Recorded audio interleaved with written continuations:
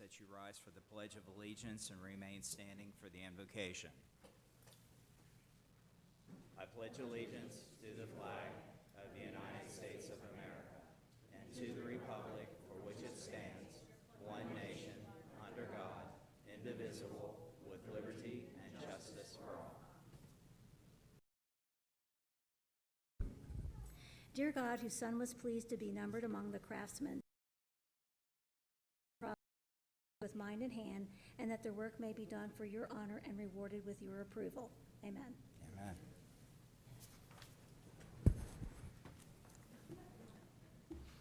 All right, Ms. McDear, you do roll call. Mr. Anderson? Present. Mrs. Gantos? Here. Mr. Hawkins? Present. Mr. Jacobs? Present. Mr. Ramirez? Present. Mrs. Sullivan-Weisskopf? Present. Mr. Vanover? Present. Council, this evening we have, first item is minutes of our June 29th special meeting. Are there any additions or corrections? If not, I'll entertain a motion. Move to adopt. Second. Motion second, discussion. All right. Doing the minutes 29th as published. Aye. Minutes are approved with 6. Next up, we have the July 6th. Likewise, unless there are additions, entertain a motion. Motion second, discussion. All right, all those approving the July 6th minutes as published signify by saying aye. Aye. Opposed, abstentions? Minutes are approved with 7 affirmative votes. And we're into committee and official reports. Receiving a Civil Service Commission, Mr. Coleman. Good evening. Thank you, Mr. President.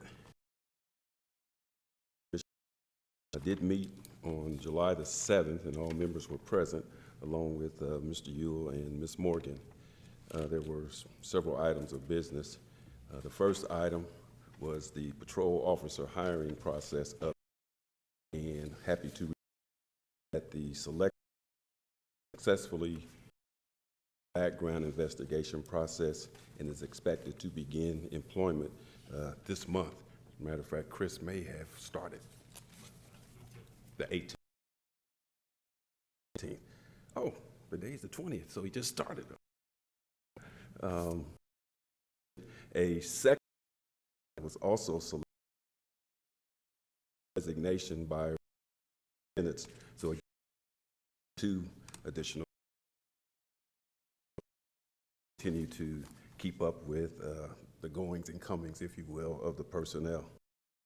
The second item is the custodian hiring process, and happy to report that interviews were conducted and open position, a conditional offer has been and acceptance is pending.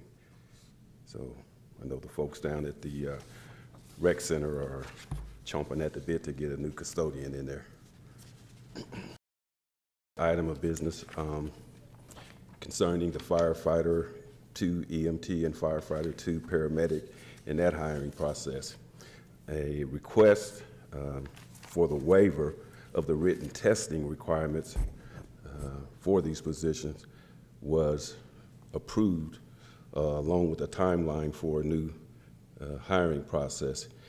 And on Saturday, August the 30th, we will be conducting the physical agility test for the fire department there at the Fairfield location. And the last item that I had is additional request to waive the testing requirement for a police clerk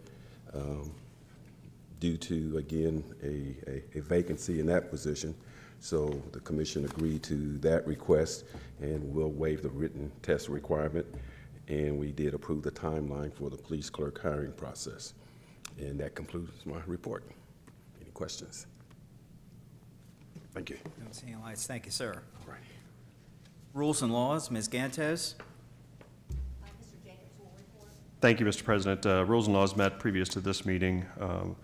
We approved the final language for the peer-to-peer car sharing regulations. That goes on to planning. They will see that language, and they'll weigh in on August the 9th, and then it will come back to us. So that's finally done. We had discussions about e-scooters. There are some local communities that have moved towards either bans or regulations on e-scooters. We didn't take any action. We're going to look further at that. We also talked about future consideration of regulations on Airbnbs. So other communities have made some decisions in those areas, so we had a conversation, and we'll be touching those issues again when we meet on the 17th of August. And unless Ms. Ganthouse says anything else, that concludes my report. All right, thank you, sir. Planning Commission, Ms. Weisskopf. Thank you, Mr. President. I report. Okay. I'm sorry, back one up here, my line guide here. Finance Committee, Mr. Hawkins. Thank you, Mr. President. Finance Committee met today, July 20th. All members were in attendance. We had one matter of discussion, which was the purchase of a new ambulance. Presentation was brought by Firehouse Assistant Chief Williams as well as Mr. Jones. And I'll start at the end. The Finance Committee recommends the purchase of said vehicle. The purchase price would be $355,426.42. There is the possibility for some variance in that with regard to the power cot that goes with it. The bottom line is the build-out would take 20 to 24 months. We wouldn't have to pay anything until upon delivery, so it would be part of the 2024 budget. We currently, for this year, did not have any rolling stock in our budget, and so administration came to us as a result of the fire department coming to them, and that we're basically in significant need and in preparation looking ahead to make this happen. This would replace a 2006 ambulance that currently has over 120,000 miles on it, that's had a lot of work back and forth on that vehicle. The reality is, and the Finance Committee is going to recommend that we add this to the agenda today, and then we add it with an emergency clause. These prices are continuing to go up. They had a price increase at the beginning of this year, about $10,000, and the reality is by the end of this week, it's going to go up by another $24,000. So with the cost of aluminum and some other things, these prices are continuing to rise. So we'll make that recommendation. We have Assistant Chief Williams present if anybody has any questions with regard to this ambulance. I will say, and he's got all the great details, but I will say the thing that's significant with regard to this compared to the current ambulances that we've had is they're moving to putting these boxes on the back on Ford chassis, which will help us long-term fiscally from the standpoint that when the chassis goes bad, we can replace just the box, put it onto a new chassis, and it's going to save a lot of money considerably going forward. But Assistant Chief Williams, anything you'd like to add? Yeah, so thank you first of all for allowing us to be here tonight to share what we're trying to do here at the firehouse, get this ambulance. So one of the big advantages of going with this company is the boxes are made out of aluminum, and they're seeing a huge success with remounting the boxes on new chassis. So with that, it's the same vehicle. If we were to had it currently, we remount that, it'd be about $142,000 versus the $355,000. So long term, it's really going to benefit the city and the fire department, and just really reduce those costs. Any questions for Assistant Chief? Or Mr. Anderson? Thank you, Mr. President. Just one question, and it's probably for finance or administration. Do we need to do anything, since it's 2 years away? Is there anything we need to do in the resolution to make it eligible to be used for TIF funds if those become available at the time that the payments due? Do we have to do the resolution differently, or is that a possibility? we had some discussion with regard to that, and administration's indicated, Mr. Braun said retroactively, if we're linking this directly to the project, we go through and do that. I was going to suggest adding, when it comes to that time for discussion with regard to the ordinance, that we indicate that it's also believed that this is going to be useful with regard to and needed for the development of the Arson Village or Tri-County Mall redevelopment, and we should be able to link that back. So that, we'll need to add that language, or is that the language that's going to be presented? That's just a suggestion that I'm going to put into discussion when we come to that point. All right, thank you. Mr. Ramirez? Thank you, Mr. President. I will note, too, that the reason for the urgency is, as I understand, Mr. Williamson, that this week is the deadline. Correct. And as Lawrence already stated, it's $24,000 if we decide not to do it this Correct. week or Yeah, so if today. you don't order it by the end of this week, it's gonna go up 7%, which is about 24,000. And then you're gonna get the same vehicle for that additional cost.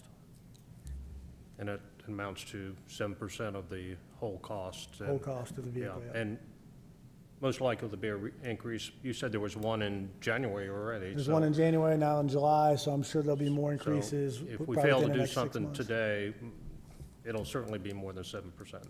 Yeah. Thank you. Don't see any more lights. Mr. Mayor, I think, Or Mayor Webster? I just have one comment. Sure. It says, well, it has no bearing on your decision, I'm sure, but just from a historical perspective, I can remember when we used to buy squads for $30,000. And now we're asking you to spend $355,000 for one squad. Yep. We could buy a fire truck for $355,000 back then, but this day's gone by. Mr. President, with that, I make a motion to amend the agenda to add a ordinance with regard to the purchase of a new ambulance to this agenda.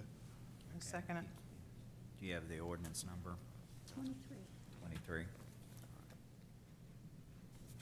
All right, we've had a motion and second discussion on adding ordinance number 23, 2022 to the agenda.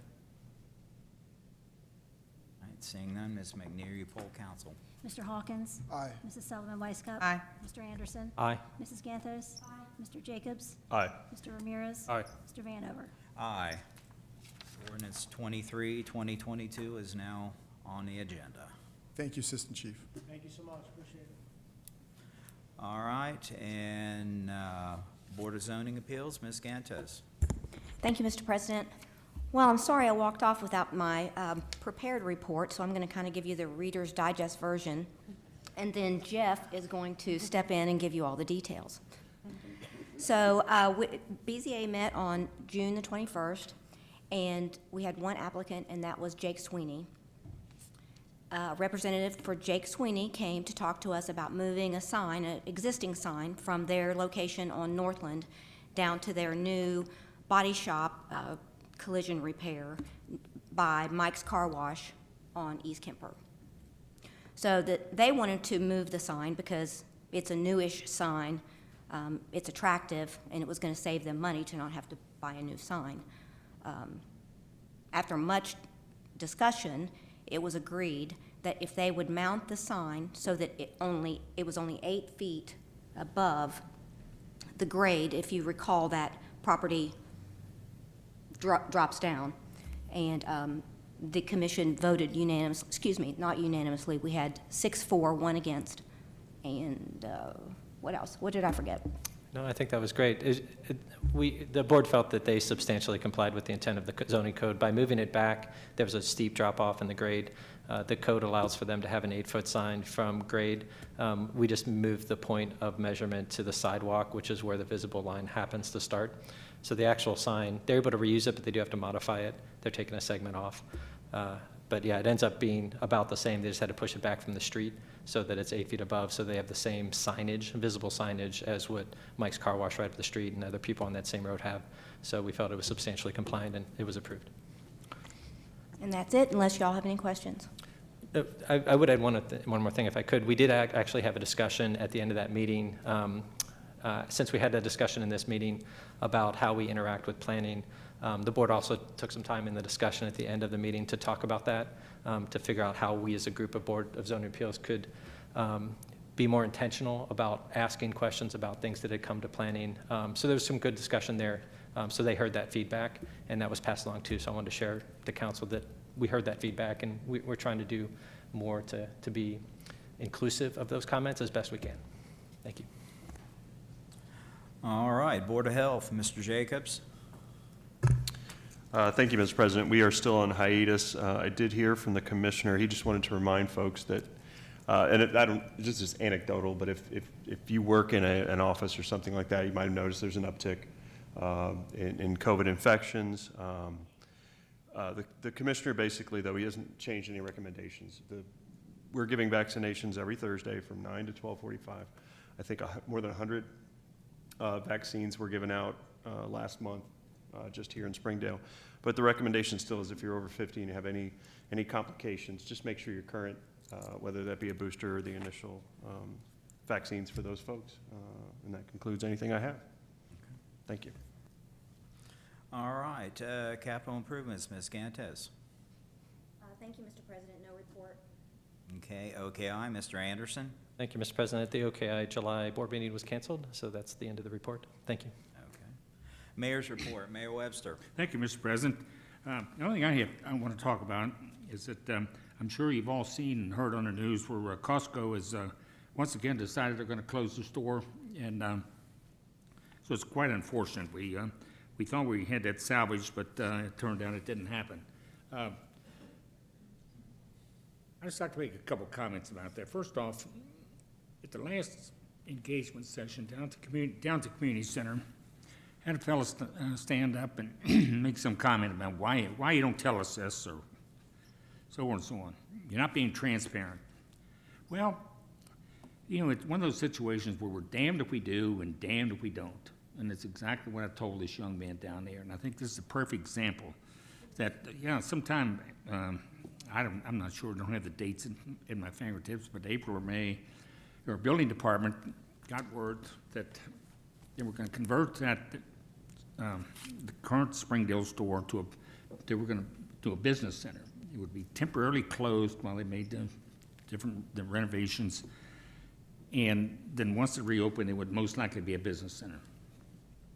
Well, that was very exciting news, I thought, because a lot of people in this city patronized Costco, and a lot of people were upset because it was going to close. So I thought, I really didn't have any second thoughts about sharing that news with the public, and I think it's on, well, I know it is, I've got the copy of the minutes right here. I did share that with the public. Well, now they've changed their mind again and decide they're going to close it up. So it gets back to damn if you do, damn if you don't. So I'm sorry if I got people's hopes up, but that's the way it goes. We can't control what businesses do. Businesses come, businesses go, and the city really can't make them stay, and they can't make them go, for that matter. Not that we'd want to.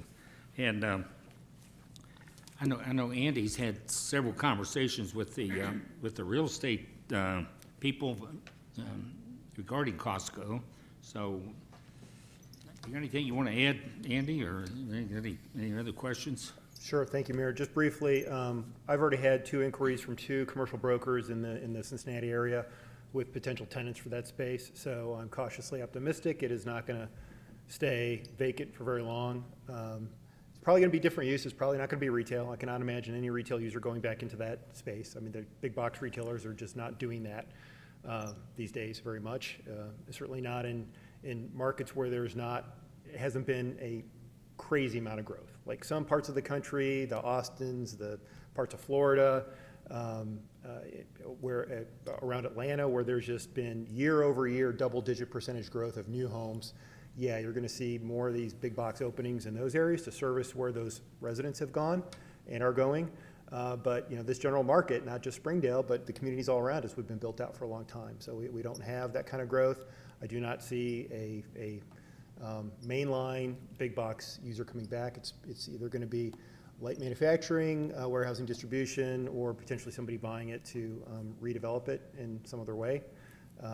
But based on the inquiries that we're already getting, I think it's going to be a reuse of the building, which is good news. That's all I have. Somebody's got questions. Okay. I don't see any lights. Thank you, sir.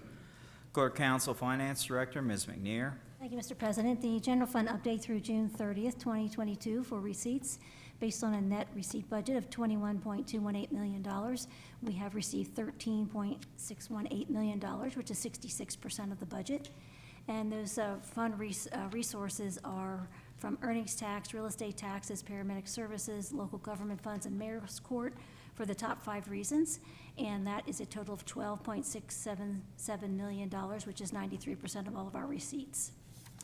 For expenditures through June 30th, based on a net expenditure budget of $21.349 million, we have spent $10.374 million, which is 48% of the budget. And our general fund ending balance through June 30th, 2022 is $8.644 million. And that concludes my report. Thank you. Thank you. Administrator's report, Mr. Jones. Thank you, President Vanover. I got a few things this evening. First, from Director Wilson from Parks and Rec. July is Parks and Rec Month. They will be having art in the park prior to the concert that's coming up, and I'll talk about briefly in a second. They'll have in excess of 30 pieces of art that will be displayed leading up to that concert on Thursday. That will be The Remains, classic rock and modern hits, starting at 7:30, and again, that's Thursday, July 21st. Teen Pool Party, Friday, July 22nd, 8 to 10. That's for 5th to 8th graders. Goldfish Swim will take place Sunday, August 7th at 1. Last day of regular open swim at the pool this year is fully open is August 6th. A few positions that are open currently. Part-time is fitness instructor, community center. Part-time maintenance worker, both parks and Public Works, seasonal maintenance workers, both parks and Public Works, part-time teen advisor, community center, part-time customer service representative, community center, and finally a part-time facilities maintenance worker at the community center. And that's all this evening. Thank you. Okay, thank you. All right, Law Director's report. Mr. Braun. Thank you, Mr. President. No report tonight. Okay, and Engineer's report. Mr. Riggs. Thank you. We'll start with the Community Center re-roofing Phase 2. So that project is complete. We had a closeout meeting on July 1st, and the certificate of substantial completion was issued on July 5th. So this can be removed from our list. The Northland Boulevard Reconstruction Project, we were authorized to begin work on the shared use path analysis for the northern shoulder. We're going to do some field survey, and we're expected to complete the field survey by the end of August. There was, with the change or the possible change in the project scope, the construction schedule has been shifted from the first quarter of 24 to the fourth quarter of 24. So our planned submittal date is moved back from July to actually October 7th of this year. So that would be our stage 2-3 plan submittal to ODOT. The 747 curb and catch basin repair project, that project is substantially complete. We still have to go through the project closeout procedures on that one. And the State Route 747 urban paving project, draft final plans were submitted to Public Works for review on July 7th, and final plans are expected to be submitted to ODOT by the end of this month. And that's all I had. All right, thank you, sir. All right, Ms. McNear, are there any communications this evening? Yes, Mr. President, I do have one item. I received an email from Daniel Messer on July 12th, and the subject is follow-up to council meeting on July 6th. And it states, "Hello, Kathy. I am writing to further clarify my thoughts from the last council meeting. My original presentation is attached. Please distribute this to council. To be clear, I am not against expansion and the welcoming of new residents. I am concerned about tailoring the city to new, largely short-term residents versus what I see as the current base, including some renters and many homeowners and many families, both young and older. I believe that the relocation of our community center should be kept at the current base at the heart of its services. When I attended the community center relocation info meeting on April 12th, 2022, it felt like a sales pitch meeting that emphasized all potential benefits to current residents without admitting any potential downsides. I thought that the meeting lacked two significant acknowledgments. One, the new residents, particularly those who will move into the mall redevelopment, will likely feel entitled to priority use of a facility that is both at their location and either part of their rental agreement and/or used as a draw to sell premium-priced apartments. 2, the new mall residents and perhaps other new residents will likely be sold on the use of a wonderful new facility, which will naturally overrepresent their numbers. If I understand it now, we have a 10 to 15% of our residents using the SCC, but the residents likely to be members is almost certain to be in very high numbers. Between these higher percentages and the likely increased interest of current residents, we will easily double our numbers. The new facility was sold to us current residents in terms of enjoying it with our current numbers, while the reality is that we will be sharing it with a much larger membership. Although the fitness center may be an adequate expansion, I question whether the pool or gyms could possibly suffice in this realistic scenario. I recommend we put TIF funds back into the existing Springdale Community Center so that our community will retain its center. As a side note, I will be willing to donate some hours to look at potential solutions toward the longevity of the current facility. Based on having some commercial maintenance experience as a general contractor, the numbers for short-term capital expenses seems exaggerated. And that completes the email. I did send a copy of this to all of the people on the dais, and if anyone else would like to see this, it will be on file in my office. That concludes communications. Mr. Ramirez? Thank you, Mr. President. I thought I'd address the comment about the TIF funds, because this keeps coming up, and TIF funds cannot be used for the current community center. It can only be used for enhancements of a new center, which is what they had proposed over at the Tri-County Mall.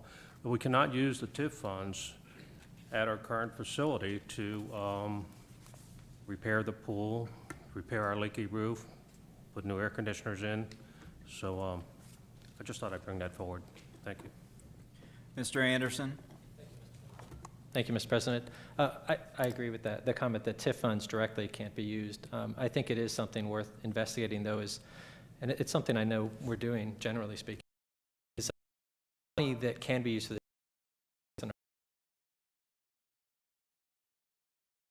$350,000 fund that would come out of our general funds and has been for the past 20, 30 years.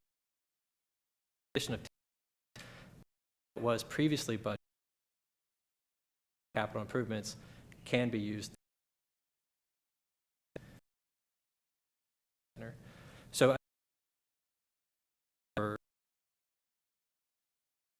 but I think it's just a nuanced question. A TIF, even if the TIF money isn't directly. But I think it is a fair question, something that we can explore.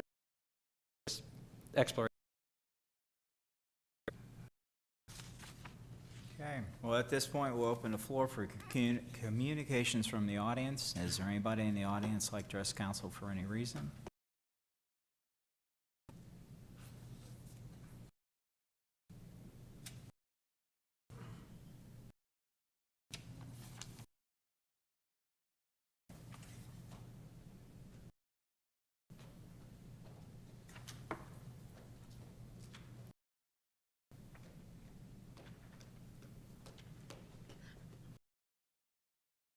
I need to, what day? 20 something. Hi, I just moved in here and State your name, please. sorry, my name's your Megan address. Chapman. I'm new to this whole Okay, situation. that's fine. Hold on, I'm writing. This is like the first time that I'm in on and all of that. I agree. When that emailed in, the community centered around this area, centered around, and it's unfortunate that that are there. If you have agreements, you're getting temporary. It's just not necessarily like Sorry, I'm trying to write this down. This.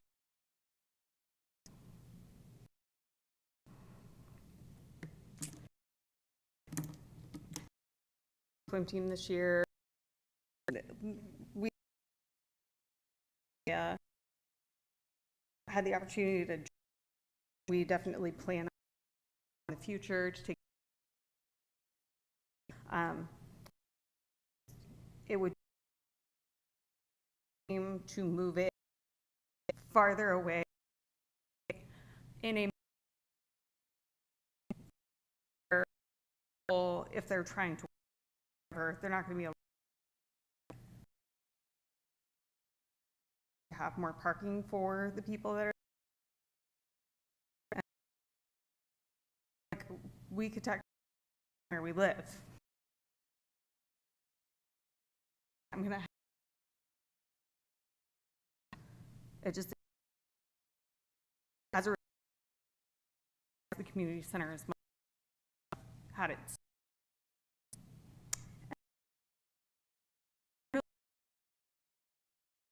That is all. Please. I'm. Thank you. Thank you, Mr. President. In April, in the city, Heritage Hill that has been a long time.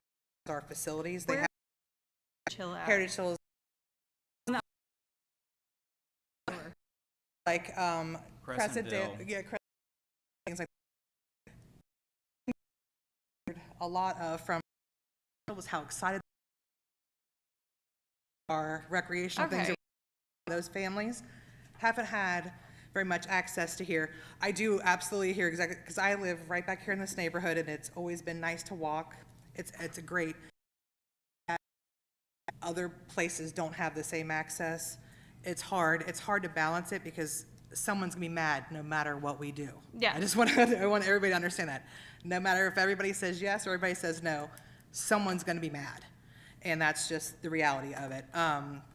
As far as the city center, I was excited about for proximity. Be able to bring. I just wanted to clarify. I'm here in April. I didn't know Michelle over there that they were part of Spring. And I've heard of that. Mm-hmm. So. Growing up, it was really hard. Well, I know Heritage Hill. I'm there to hear if necessarily walk that. So that was. It was moving was that it was actually going to be more sides. But again, thank you. If it was on like Springdale, where like in Glendale, like we really have to cross a million lanes of traffic. We are working on different. There are definitely some. Are being worked on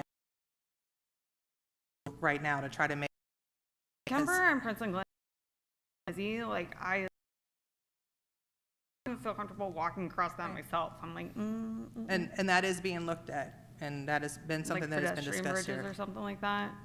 Just footbridges or connectivity things like that. All things are being looked at, and we don't have anything finalized, but it's all being looked at and being considered because we want. Of this, so, but thank you so much for coming. Thank you. Mr. Jacobs. Welcome to Springdale. I'm a transplant as well, so welcome to the city. And I also appreciate you coming up and speaking. I know it's not easy. I want to thank you for expressing your viewpoints. I also want to thank Mr. Messer for following up. We need more residents to express their views. I think all of us are struggling with the difficult trade-offs that you're talking about. It's not just about proximity for people in District 1 or 2. We have a dedicated city campus versus something that has more of a commercial feel. And we're thinking about all those tough issues. But again, thanks for expressing your viewpoints for us. Mr. Anderson. Thank you, Mr. President. I was going to say similar things. I appreciate you coming tonight. It's not easy to come up to the dais, and it's not easy to come up there and talk, so I appreciate you taking the time to do that. Likewise, Mr. Messer following up. Those type of comments are always welcome. There are certainly things that we've looked at. The traffic was something that was brought up in the engagement sessions that Mr. Messer mentioned too, and as Ms. White looked at. But more than just it's being looked at, understand a shared path, multi-use path trail plan, master plan that's being developed. And there's a timeline for that. So I think it may be next meeting we can get an update on the progress for how that's going. I know there's some dates coming up in the next few weeks for it, but there's an opportunity to give feedback to that plan too, to make sure that some of these tough routes are covered. It's not, I mean, I share the 8 lanes of traffic on 747 terrifies me, and our kids, like, we ride our bikes to the rec center on the other side of town. I grew up in Heritage Hill, so I know what it feels like to be on both sides of the I'm not sure which one's the good side or bad side yet, but it is something that we're looking at. So anyway, I want to say thank you for coming out. I know it's tough to stand up there and talk to us, but don't feel discouraged. I think everyone should do that. Anyone that has a feeling or opinion about it is welcome to reach out to any of us, because I'm sure there's things that we're missing. As Mr. Jacobs said, this is a tough decision for a lot of us because it's a big change. If it moves, it's a big deal. If it doesn't move, there's a lot of work that we have to do to figure out how to shore up the existing buildings. So there's a lot going on there. So thank you for coming out. But hopefully that mixed-use plan we can get an update on, and maybe that'll help too. Mr. Hawkins. Thank you, Mr. President. Echoing Ms. Chapman, thank you for coming out, giving your input, and thank Mr. Messer again for his comments last meeting, as well as the email for tonight. You know, there's a lot of input that's come from folks, and it's important for folks to give input and continue to give input. And you know, Mr. Messer had said, you know, that first meeting on April 12th sounded like a sales pitch, and I'd heard that from several residents. And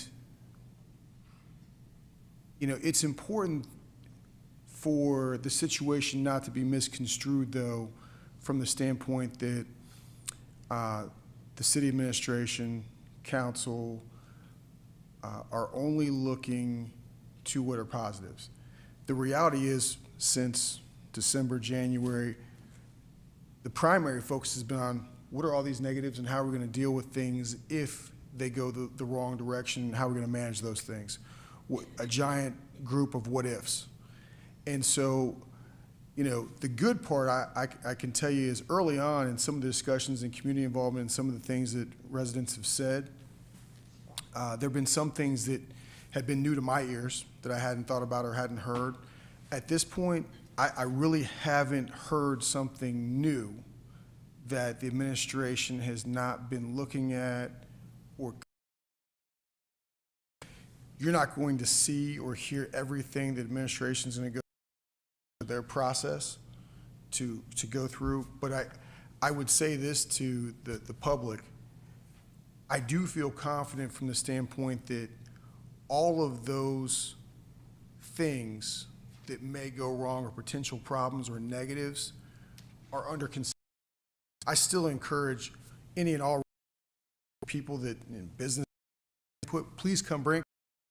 You may uncover it hasn't been thought about or talked about, but I'm telling you right now, folks are grinding and digging through all of those options and potential problems that there are. And talk and discussion, as Mr. Anderson said, hey, well, if we stayed here, what's the difference if we use those TIF dollars for other things and use more money in our general fund to use towards the rec center or something like that?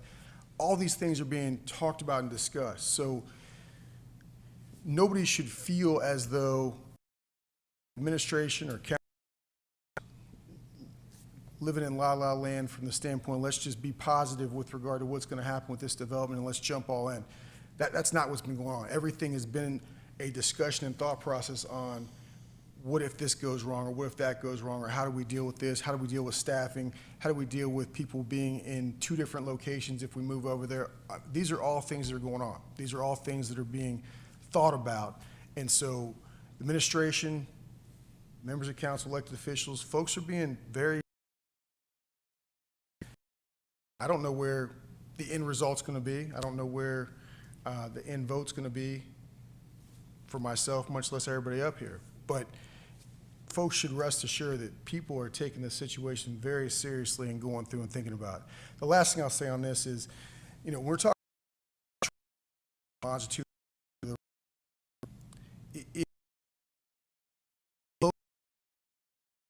You people that live close than I did growing up,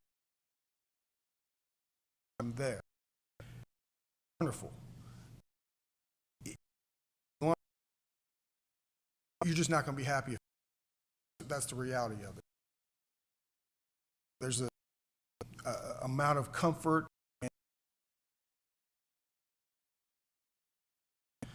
but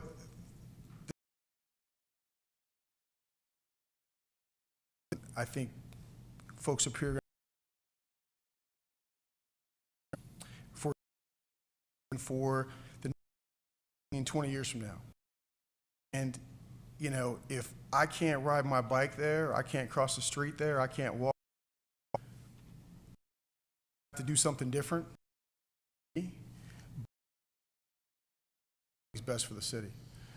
There's a reality that we have been westward focused in the city of Springdale for decades. Most people live west of 747. Most people live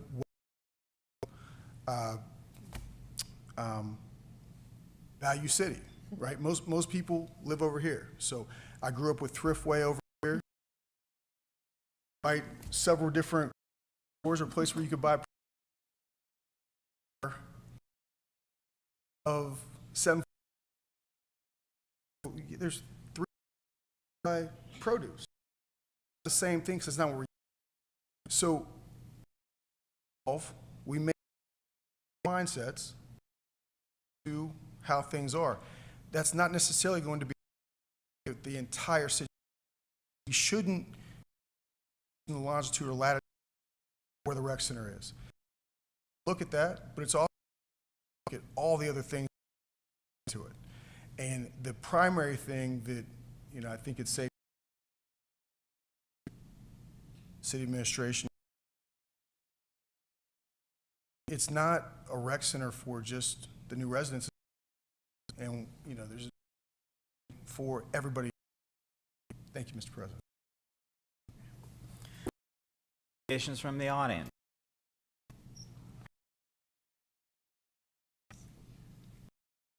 Up 152 Silverwood Circle. Had been made. I was going to make. We're not everything from where we have now to and we'll still get use out of the big concrete area there, the fields. Ash may not still be hosted there. Not completely abandoning that site. We're not completely saying there's going to be just parks over there from now on. That's it. That's just something to keep in mind.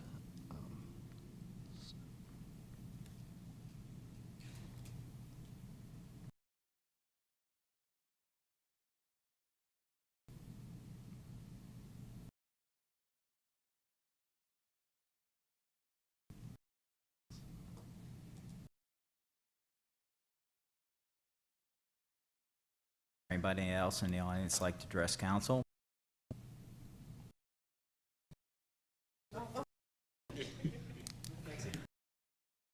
Second call, third and final call from the audience is we move into resolutions.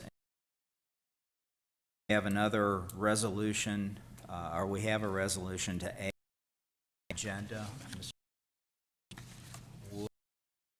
This would be a resolution. So this is that I was asked to prepare, and if council wants to resolution adopting City of Springdale related officials regarding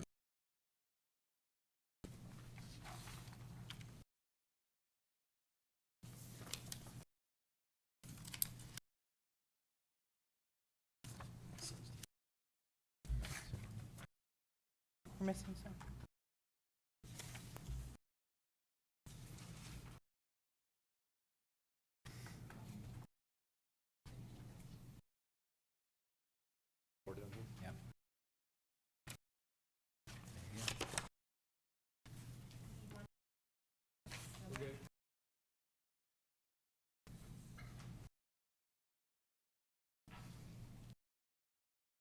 I need resolution R15 to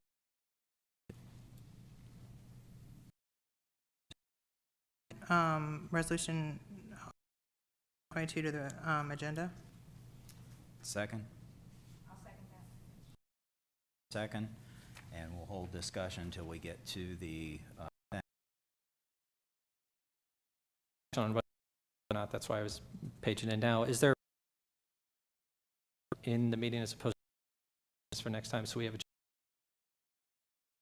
part of the that the next we will council members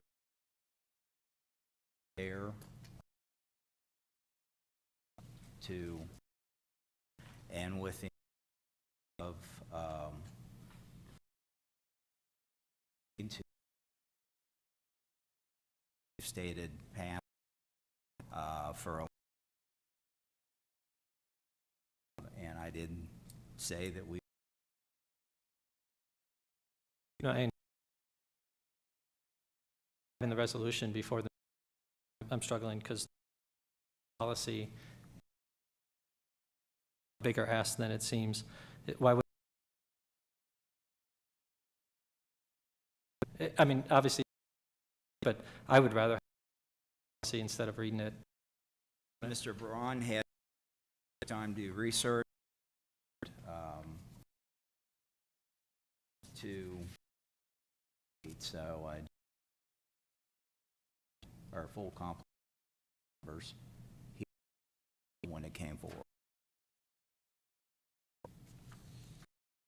Mr. Hawkins. Prior discussion in the last meeting, I appreciate the efforts to put this together. I would like a bit more time. The idea of wanting to move forward with it with some regard to some of the increased records requests that are coming through. But if I had my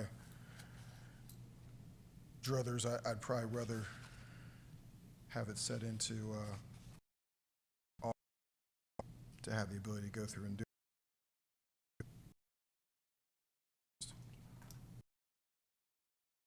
2 cents. Is there addition of R50? Cup? No. No. Mr. Ramirez?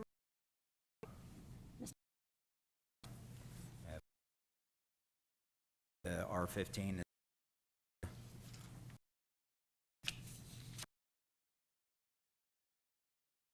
point in ordinance. First off this evening is ordinance number 22, 2022. Ms. McNair, when you're ready. Ordinance number 22, 2022, an ordinance authorizing contributions to certain health accounts of full-time employees of the City of Springdale related to the city's health insurance plan and declaring an emergency. Whereas the City of Springdale, the city became a member of the Center for Local Government Benefits Pool offered through the Center for Local Governments beginning August 1st, 2010. These health insurance plan establish health accounts, HRAs,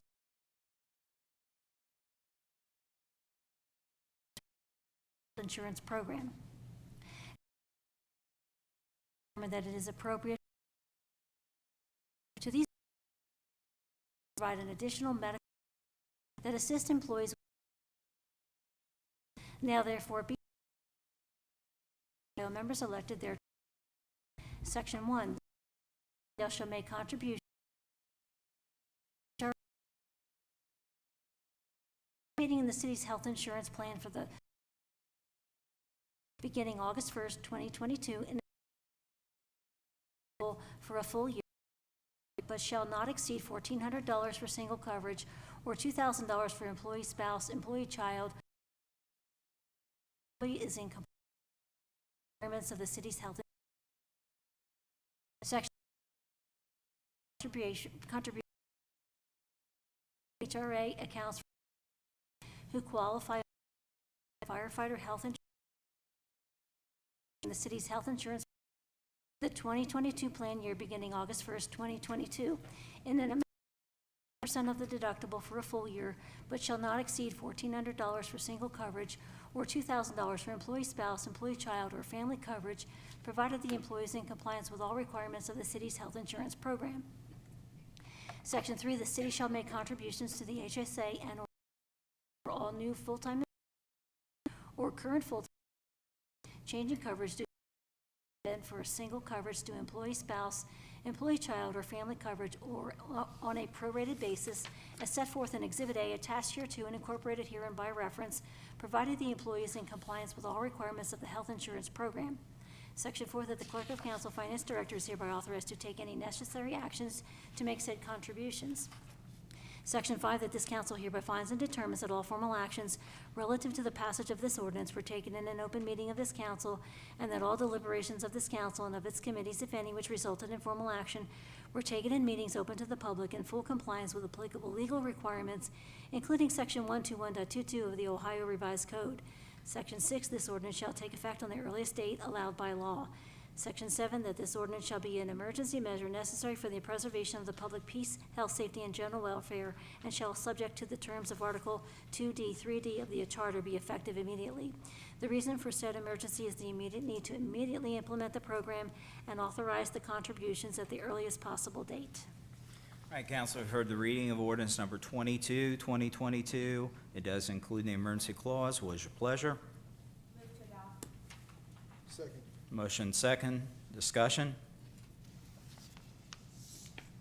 Seeing no lights, Ms. McNear, when you're ready, poll council. Mrs. Gantos? Aye. Mr. Hawkins? Aye. Mr. Anderson? Aye. Mr. Jacobs? Aye. Mr. Ramirez? Aye. Mrs. Sullivan Weiscup? Aye. Mr. Vanover? Aye. Ordinance number 22, 2022 passes with 7 affirmative votes. And next up, we have ordinance number 23, 2022, added this evening. Ms. McNear, when you're ready.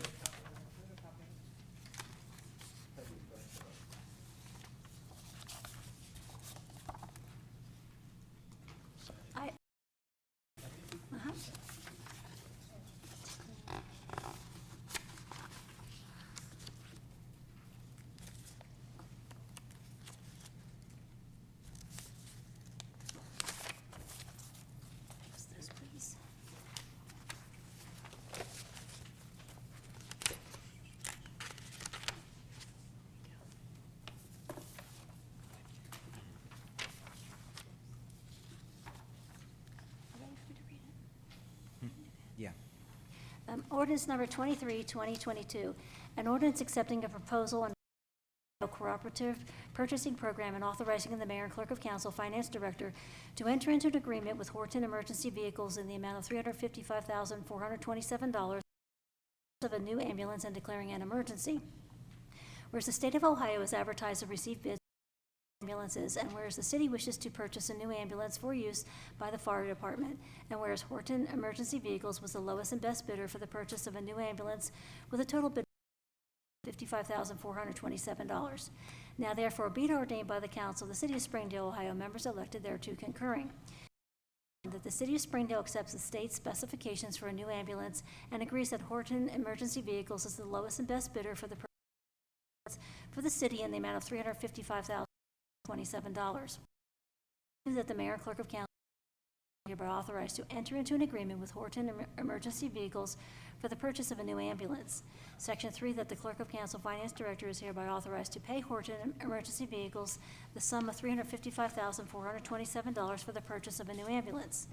Section 4, council hereby finds and determines that all formal actions relative to the passage of this legislation were taken in an open meeting of this council, and that all deliberations of this council and of its committees, if any, which resulted in formal action were taken in meetings open to the public in full compliance with applicable legal requirements, including Section 121.22 of the Ohio Revised Code. Section 5, that this ordinance shall be an emergency measure necessary for the preservation of the public peace, health, safety, and general welfare, and shall, subject to the terms of Article 2D, 3D of the Charter, be effective immediately.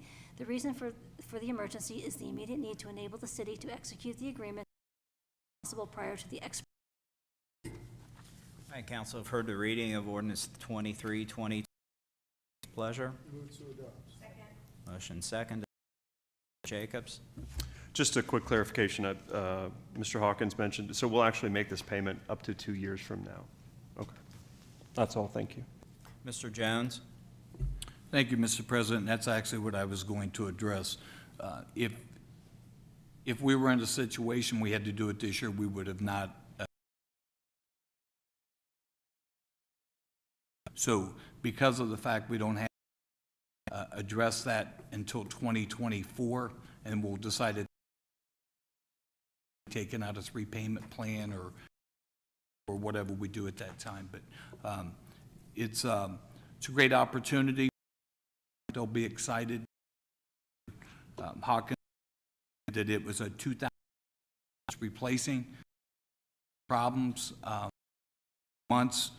We just put $25,000 work in one of our ambulances, and you know, you got to do it, you got to have it, and there's no loaner. I mean, you can temporarily, but there's no rental that you can go and rent it into it for several months.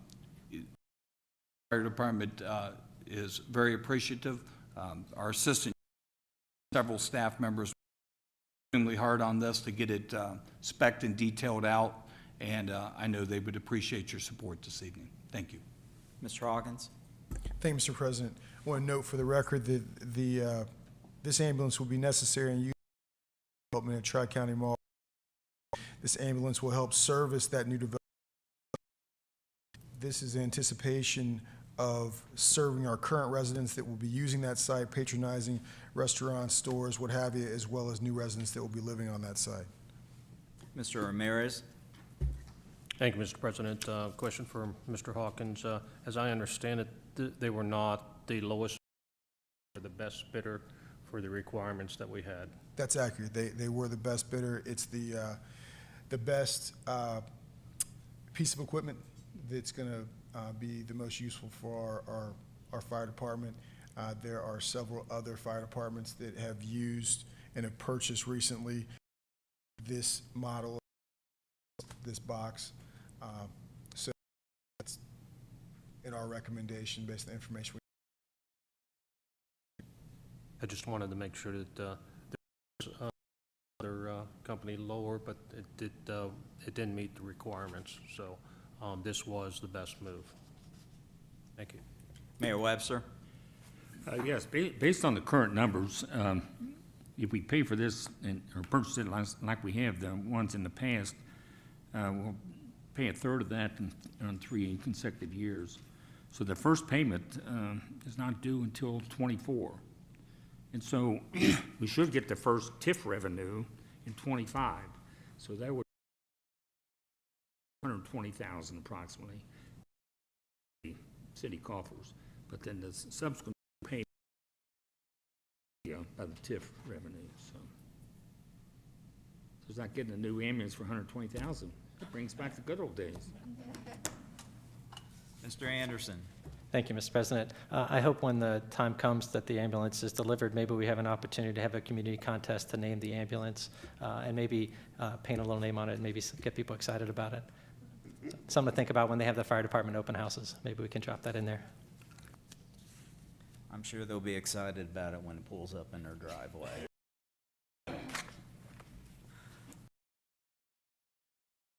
All right, Ms. McNeil, your poll council. Santos. Aye. Mr. Anderson. Mr. Jacobs. Aye. Mr. Ramirez. Mr. Vanover. Aye. Ordinance 2022 passes with 7 votes. And next up is Resolution R-15, 2022. Ms. McNeil, when you're ready. Resolution number 15, 2022, a resolution adopting a policy of Springdale, Ohio regarding email Whereas the City of Springdale adopt policies and procedures governing the use of officials in the city and transparency for the public. And whereas the city seeks to adopt a policy that requires all city elected officials to use city email addresses that are connected to a city-owned and operated server when engaging in official communications with staff, each other, and the general public in order to ensure there is a record made of such transmission that is available to the city and the public, the policy, and whereas the of this in complying with the city policy and Article 43 governing the production of certain public records to members of the public when requested. Now therefore be it resolved by the Council of the City of Springdale, members elected thereto concurring. Section 1, City Council of the City of Springdale hereby adopts the attached policy governing the email communications of elected officials related to the performance of the duties of the office to which they have been elected, the policy. A copy of the policy attached as Exhibit A incorporated herein by reference. Section 2, Council hereby finds and determines that all formal actions relative to legislation were taken in an open meeting of this council, and that all deliberations of this council and of its committees, if any, which resulted in formal action were taken in meetings open to the public in full compliance with applicable legal requirements, including Section 121.22 of the Ohio Revised Code. Section 3, this resolution shall take effect on the earliest date allowed by law. Okay, Council heard the reading of Resolution R-15, 2022. What is your pleasure?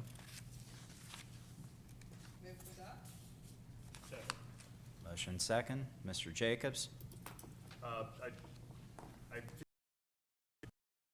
Let me get my mic on. That's one of the reasons why I voted no.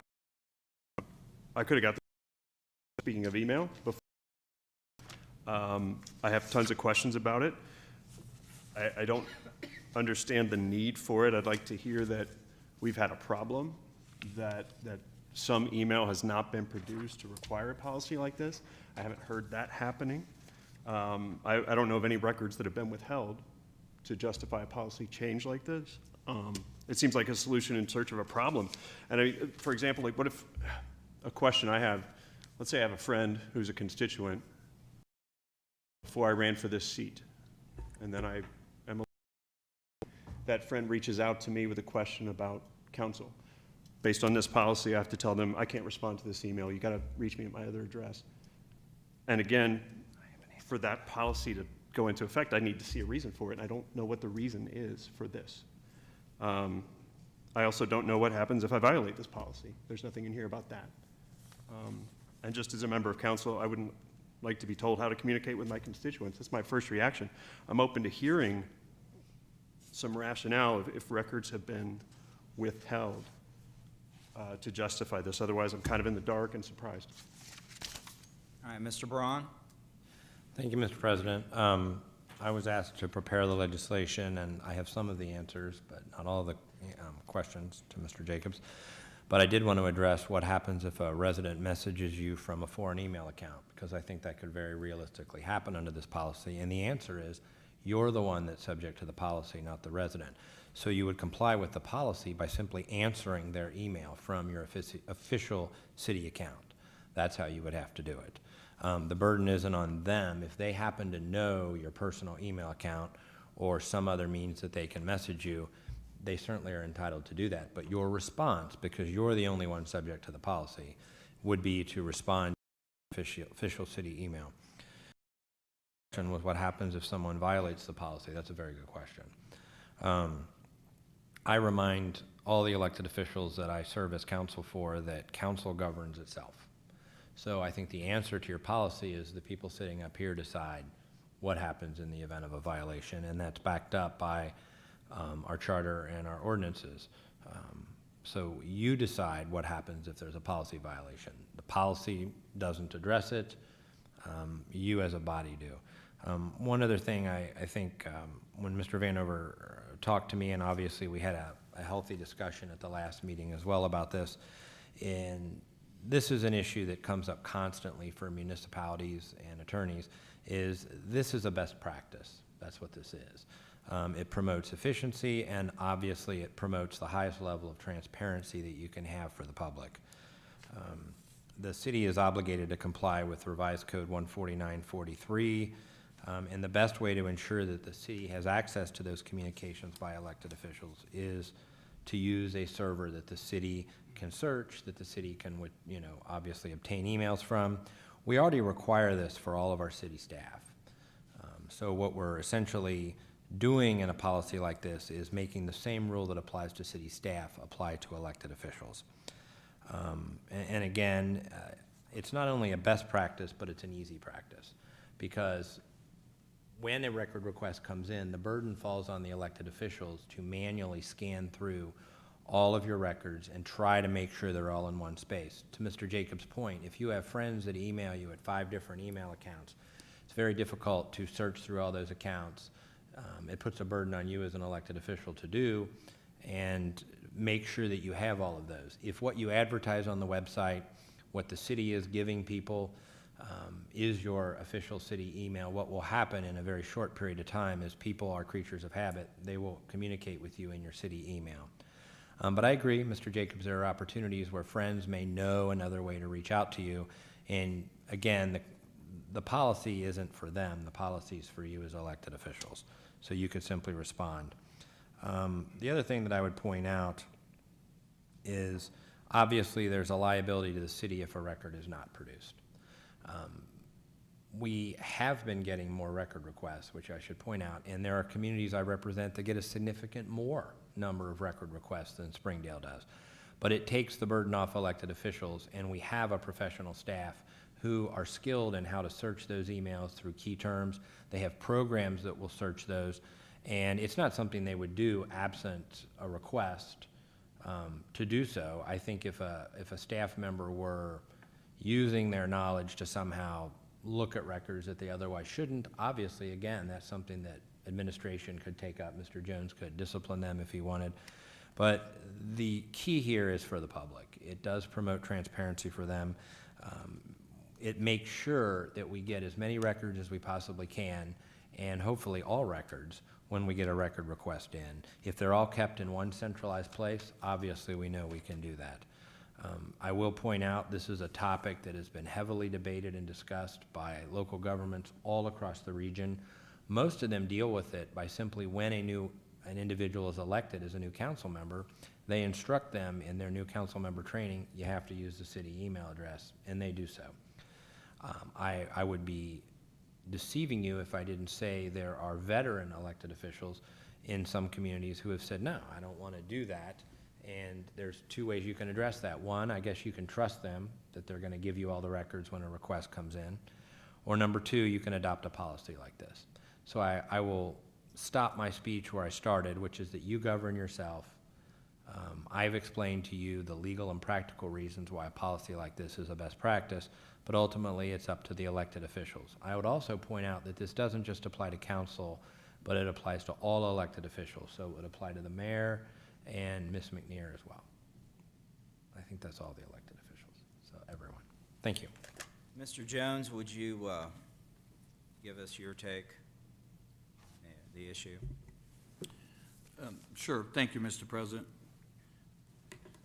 On behalf of the administration, we do get a lot of records requests, and it's not overwhelming, but we get them. We need a certainty that we're providing those records. I don't want to put my name on something and send it to Joe Public, who made a public records request, and then I sign off saying I provided you any and everything. If I don't know that to be accurate, I don't want to do that. So I think it does a few things. It exposes personal liability for the individual because there's no guarantees that all the records have been provided. No disrespect, Mr. Braun, but for those communities that you're doing that in and they're asking you to trust them, I don't think that's a safe mechanism. I don't think it's the right way to do. It's not transparent, and we've witnessed throughout the country at the highest level of lack of transparency and misuse of emails. So I respectfully disagree with that approach, not that you agreed with it. So, I've been in this business since 1985, state and city government. I've worked for 3 cities. I've never known a jurisdiction, nor the employer I work for, to use private emails to conduct state or city business. And, you know, I'm not an expert, but I do think it's the most transparent. It's the easiest way to track things. It's efficient. I can go to my IT administrator and say, here's what we're looking for. I need all correspondence between Mr. Yule and Mrs. Gantos, and I need them within a reasonable period of time, and he can print those or send me an email immediately.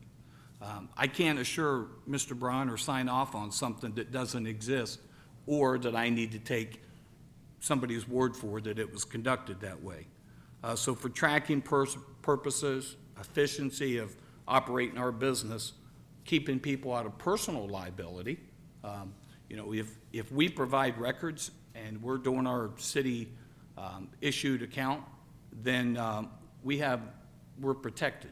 If it's not through the city, you're exposing yourself.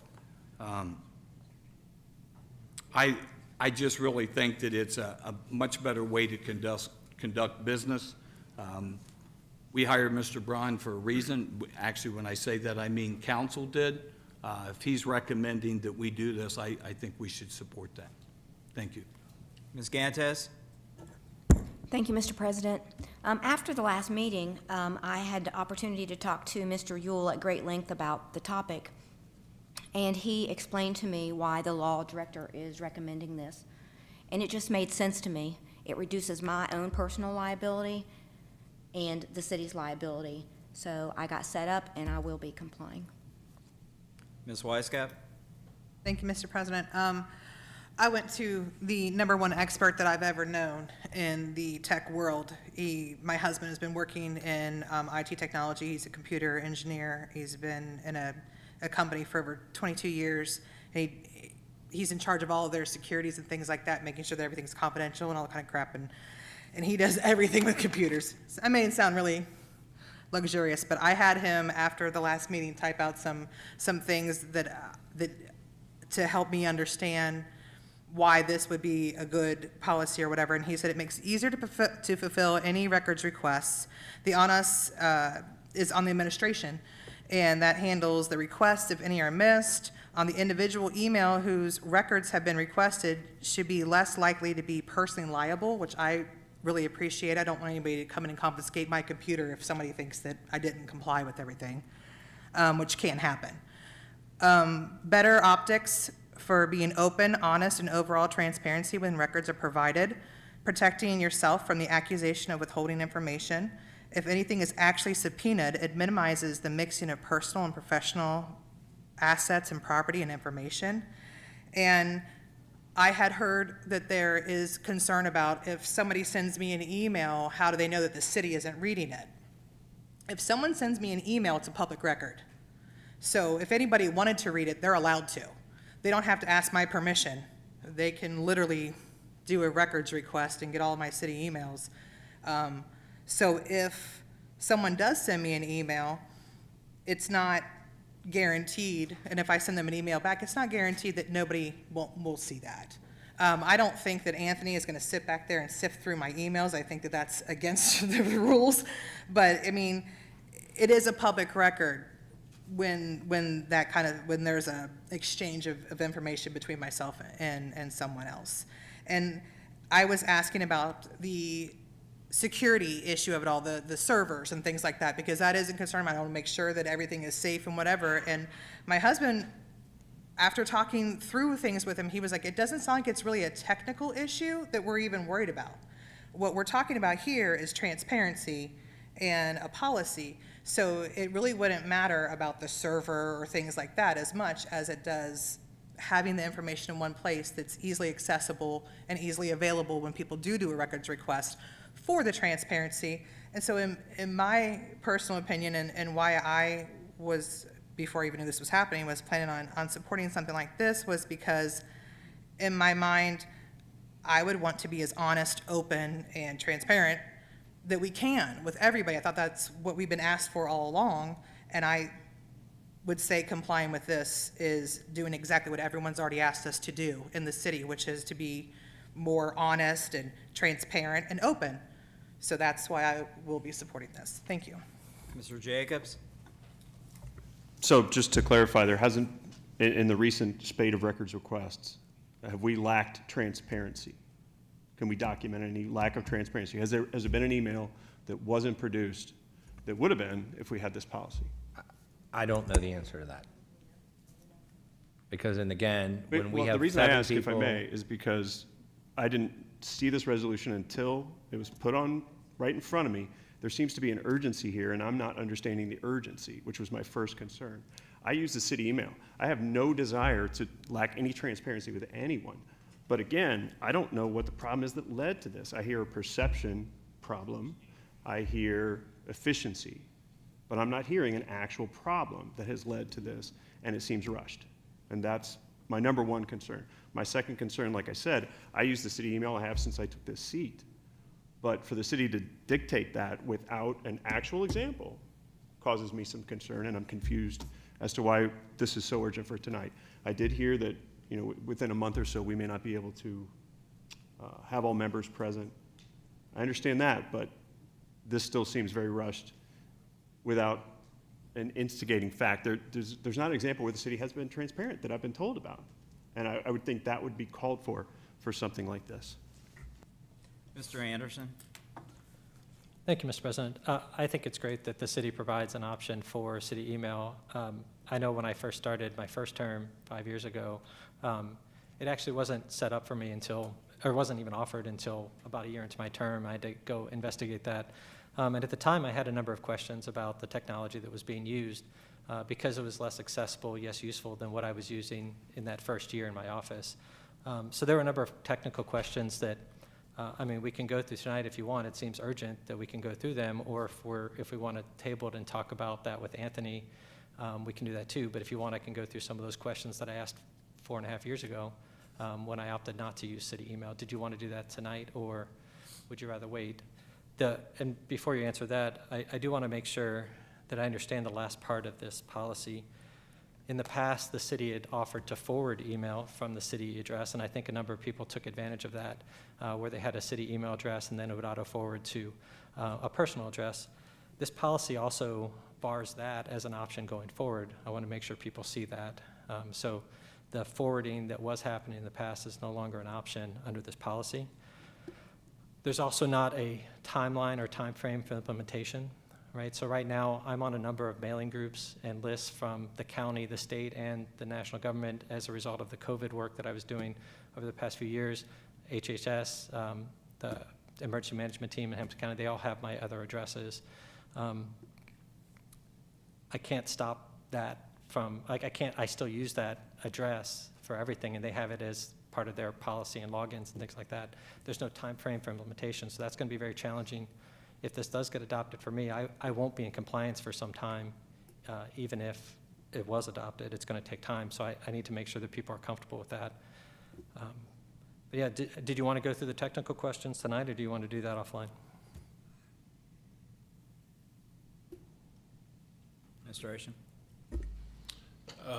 Mr. Anderson, I don't know that we'll have all the answers, because I'm sure you're going to take a deep dive on some of the questions just based on your history, which is, I get it. So I think some of the questions that you're going to have, if you could send them to administration, we'll be happy to get some of those answered for you. And I'm not even sure that Anthony can necessarily answer those. But Next Step, who is our third-party administrator for our network, will be able to answer all of those questions as they pertain to the actual server and redundancy and backups and whatnot. No, I'm not to that. I mean, I'm happy to be a nerd with those guys on the side, but those aren't the types of questions I was talking about. Mm-hmm. It would be things like the concern that was raised before about transparency and access. That's something that I'd heard from constituents, and they appreciated that I manage my own mail server. It's questions like, what is the confidentiality and access policy for the mail server? Ms. Weisskopf mentioned that she's sure that Anthony isn't going to sit back there and review emails. That, I understand that's half-hearted, that's a light comment, but understand, I mean, we have a health department, so we deal with PII and HIPAA type data all the time. So are those same controls for security across all the mail servers, or how is access managed to the server, and how often is it audited? So I'll attempt to answer the question without knowing the full workings of it, but Anthony does not have the capabilities to go in and sift through people's emails. That's a request that we make through Next Step, and they would go in to do the, they're the ones that establish the filters and they're the ones that would retrieve any email archives that we would potentially need to fulfill a records request or pull information or data from. So there was an example of confidential data when we had the committee that we formed to do the council investigative committee. There was confidential information that was emailed and shared in that environment. If we had another confidential committee like that, how would the city manage that server? In that case, our outside law office had us retain records outside of the city services intentionally because there were members of administration that were involved in the subpoenas that we're sending out. So is that stuff that you'll be able to continue to support if we follow this policy? Or would we have to do an exemption in those cases? How would that work? Because we've had confidential information come in. Not everything that gets emailed to us is a public record. How is that managed? Yeah. Mr. Braun? Yeah, I'll address that as to the litigation, and the way that would be handled is you can China wall individuals and you can set it up so that only certain people have access to documents. So that's something that if we did have to retain outside counsel for an individual or other individuals that we could obviously preserve and use. That's done all the time in litigation, so I don't have a concern about that. But you did bring something else up that I just wanted to comment on, if that's okay, which is you talked about issues in the past. And something that I think is, it has happened to me before, and it is something that's morbid, but you don't want to think about. But if something were to happen to one of you, and you were to not be here, we would not be able to retrieve your records if we didn't have passwords and accesses to your servers. If you're communicating with others and we got a record request, there isn't an exception to producing public records because the person died. And it also goes if someone quits or someone leaves council, and then we have to reach out to you in Florida or wherever you happen to be living when you leave the city of Springdale. So again, when I use the term best practice, it's not the perfect practice, it's a best practice. And I say that because as much as we don't like to think about it, if you were in an accident and lost your mental faculties, or you were killed or died for any reason, we would still have the ability to have access to those records without disturbing your family or anyone else. So I know you have a lot of questions about the technicalities, and I'm sure Anthony can answer those, but what I would tell you is when you centralize these records into one place, it is the best way to comply and sign what John was talking about, where we are, as a city, penalized financially if we don't produce something. Earlier, it was also made that, what is it that provoked this? The only way that we can say something provoked this is for us to have incurred liability, because that's how we would know that we didn't produce something.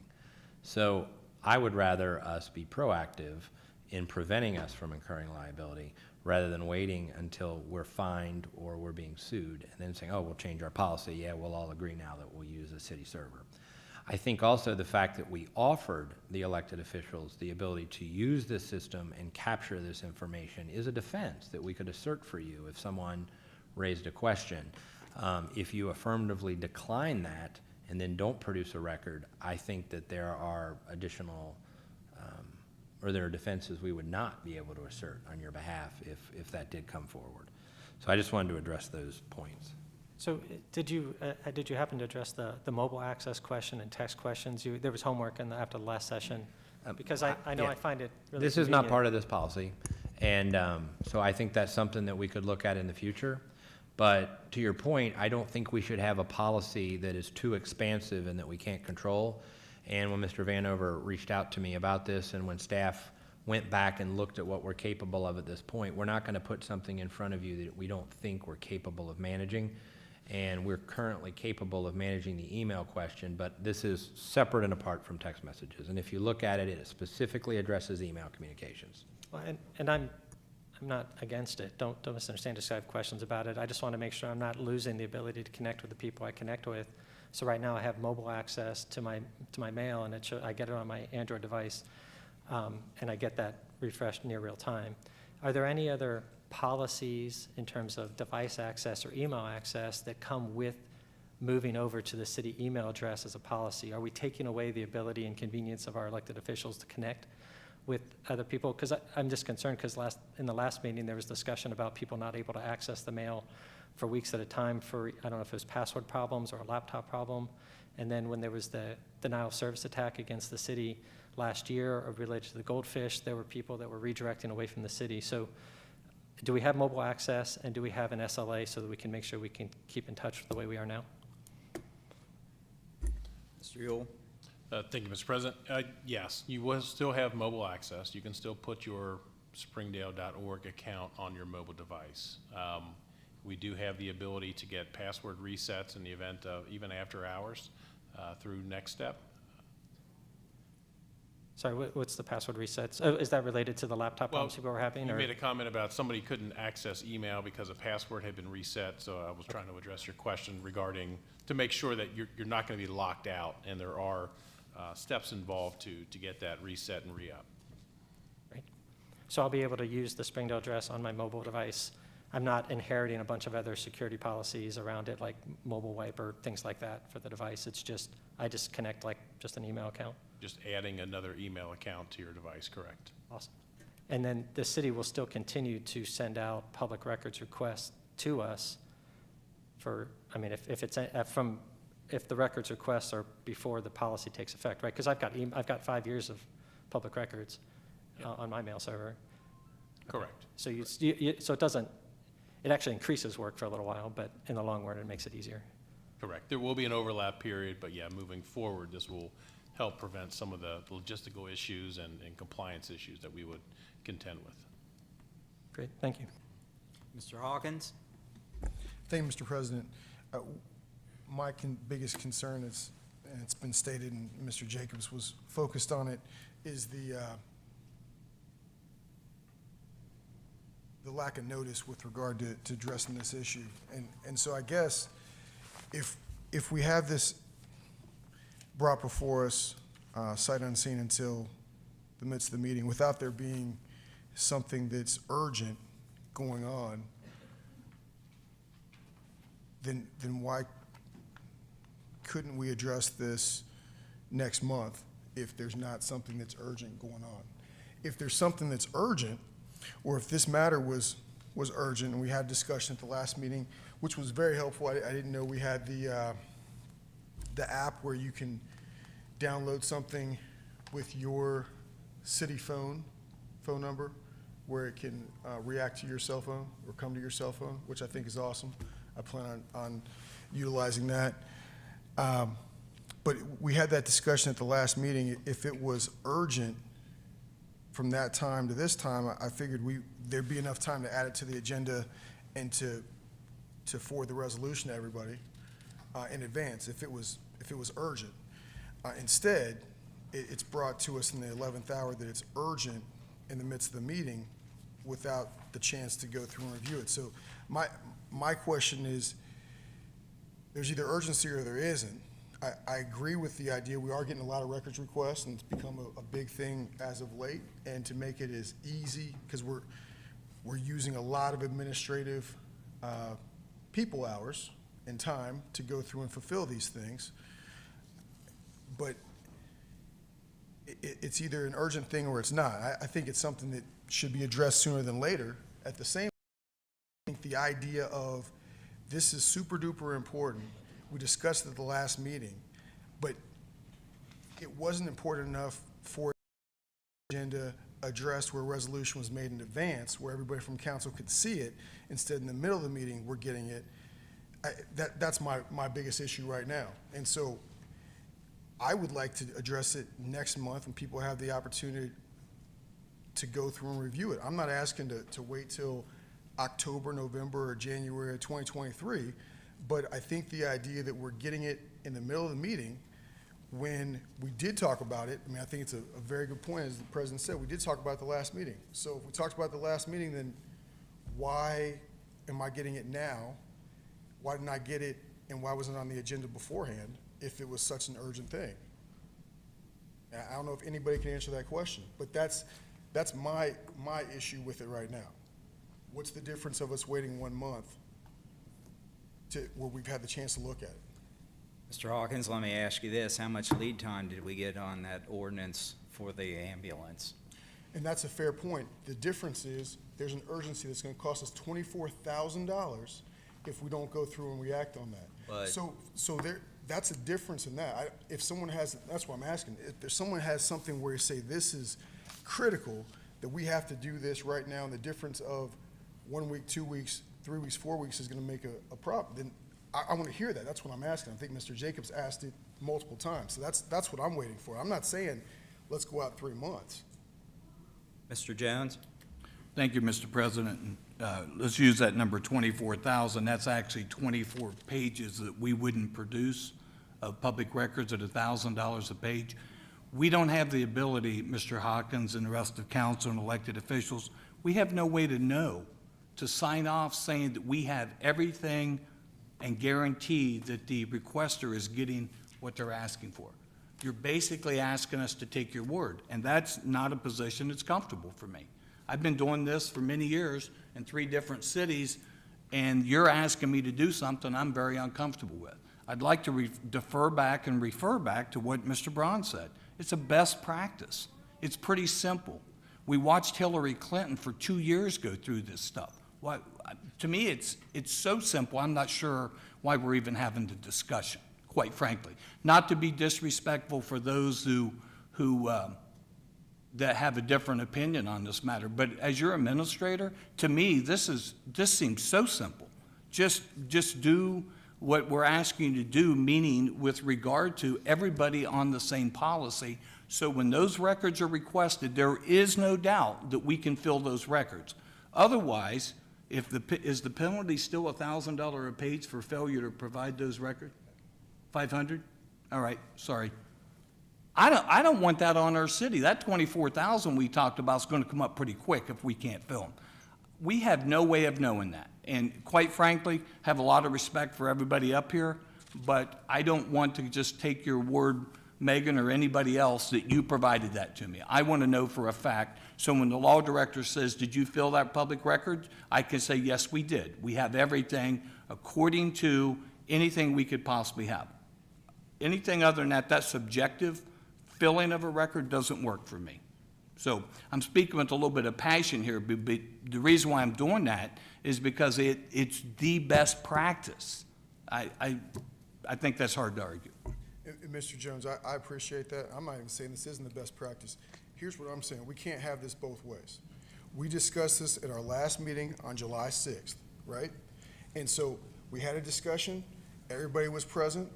If it was critical that we do this because we're worried about $500 a record or what have you, then why didn't we have it set and added to the agenda in advance with a resolution put out to all the members of council and elected officials? If it was critical, this is my point, we can't have it both ways. It's either very important that we have to act, and if so, then from the meeting we had July 6th, we would have been acting with fervor to make sure this was ready to go and on the agenda, and we would have all had notice of it. That's my issue. I'm not saying or criticizing necessarily the policy right here. I'm just getting to read it tonight, right now, while we're talking about it. Try not to talk about it or read it while we had other ordinances coming up, but that's my thing. You can't have it both ways. It's one or the other. I'm not saying that's not important, but what I am saying is, why couldn't we have some time to look over it beforehand? And so that's my only point. If it was so important when we had this last discussion and it was critical to bring this up, then it should have been done in advance. This, and I don't know what the process was, but it makes me think that it must have been something that came at the last minute, which makes me think, well, how critical could it have been from 2 weeks ago if we're getting it the last minute and it wasn't added to the agenda? That was my question, really, in terms of why, process-wise, are we dealing with it tonight and it wasn't done in advance if it's such an important thing? And I'm not saying that making sure we're clear on the policy, making sure we're transparent isn't important to do, but why am I getting it now? And why do we have to go through this tonight? Why is it a terrible thing to set this out? And again, I don't even put that on council if the matter was tabled, because we just got it. And if it was so important in advance, then we should have had it in advance. It should have been on the agenda in advance. That's my point. Mayor Webster. Well, I turned this light on several minutes ago. So I think the point I wanted to make, Mr. Braun did a very good job of it, and it's sort of addressed Mr. Jacobs' comments that what brought this to a head here is something transpired. And the answer is no, but we're trying to be proactive here with this. And this is something, and this sort of addresses Mr. Hawkins' concern too. But this is not something just came out of left field. This is something that's been talked about over and over and over again. Now, I'm not sitting here trying to defend how it got on the agenda tonight. That you got a good point. Maybe that should have been made very clear last council meeting that we're going to have a resolution on the agenda. And you know, if enough people feel uneasy about that, then table it to a date specific. You don't have to. You just table it. It automatically comes up at the next meeting. But if you could put a date on that, right, Mr. Braun? That's an option. Yeah. So if that's everybody, or if 4 people have that concern, then table it to a date, second meeting in August. I think we're going to be missing some people. I think the first meeting in August. So find a date where we think everybody's going to be here and table it to that date. But I really, getting back to Mr. Jacobs for a minute, why wait till we get sued? Why wait till, like Mr. Jones said, he's signing off on these things saying, yeah, this is all we got. And all we need to do is for somebody to come staggering in and say, "Oh no, you don't. I had this email with so-and-so on this date, and you didn't report it, and I'm going to sue the city." There we go. And so why wait till that happens? Especially when this is an adopted policy and procedure. It's best practices, as Mr. Braun says, in all of his other cities. This is happening. I think in your council training sessions, I think you cover that, do you not, on for new council people? Yeah, I mean, we've encouraged it here as well. I know when I met with Mr. Jacobs, he talked about it. I encourage it, and if you're taught that way from once you're elected, you really kind of do follow that. That's what you did. So. And so as Mr. Jones says it, this is his 3rd city. The other 2 have done this. I don't know about the State Parole Board, whether they had similar type policies, but this is not something that somebody concocted in the back room. Well, let's do this. Let's pull this on City Council. That's not the way it happened at all. And but here again, I'm not sitting here defending. Mr. Jacobs? Yeah, I want to make it clear. I've used the city email since I took the seat. I have no intention of not doing that on my own. I've got probably a grand total of 3 or 4 constituent emails since I got up here. But to me, my question about is there an instigation here was because of the timing. This could be best practice, and I could agree with that, but it's not best practice to throw it in front of me and have me read it while other people are talking. I'm not comfortable with that, and we could have done better. And what's the harm in waiting a couple weeks is my question at this point. Even if I accept that this is best practice and we want the best appearance of transparency that we can get, what do we lose in 2 weeks? When I can digest this a little bit. I'd like to, I heard that Carolyn is, like maybe hear from members who don't use the city email, because again, I do. But it's not a best practice to throw it in front of me like this. At least I don't feel that way. Thank you. Mr. Anderson? Thank you, Mr. President. And don't misunderstand my questions. I didn't come in, I knew we talked about this last meeting, and so I was giving a lot of thought to what I'd want to see or how that would do, because I've gotten so used to 5 years of using my personal server, and I know that I can get those records quickly like we did on that last giant request that came through. I was able to produce those records very quickly. So when I heard us talking about it, that was the mindset I was in. It's like, well, I can do it just as well. I hadn't considered the points Mr. Jones was making where he's signing off on my work. So that's certainly given me something to think about in that regard. I hadn't considered that you're signing off on my ability to check my mail server. So I appreciate the situation that puts you in. The challenge I have with doing it tonight is this last part of it. Even in our meeting last time, we talked about, people would forward mail. So I'm surprised to see that last section where we can't forward mail anymore, even if we had a city address, having it forward to another address. That's something that we didn't talk about last time, which is why I need to think about that. Here's the real challenge I have, notwithstanding Mr. Hawkins or Mr. Jacobs' concern about process for getting it on the record quickly. If I knew this resolution was, if this was sent out, what I would have done is asked to get set up on the city email so I could try it and see it. I understand administration's concern is compliance and transparency. My concern are those as well, transparency, accountability, but also access. I'd like the opportunity to try the city email address on my phone first and make sure that I can continue to interact with the people that I do without any problem. So if we could table it for a month so the people who don't use it have a chance to try it and see what the problems are, it may be a non-event, it may be a non-issue.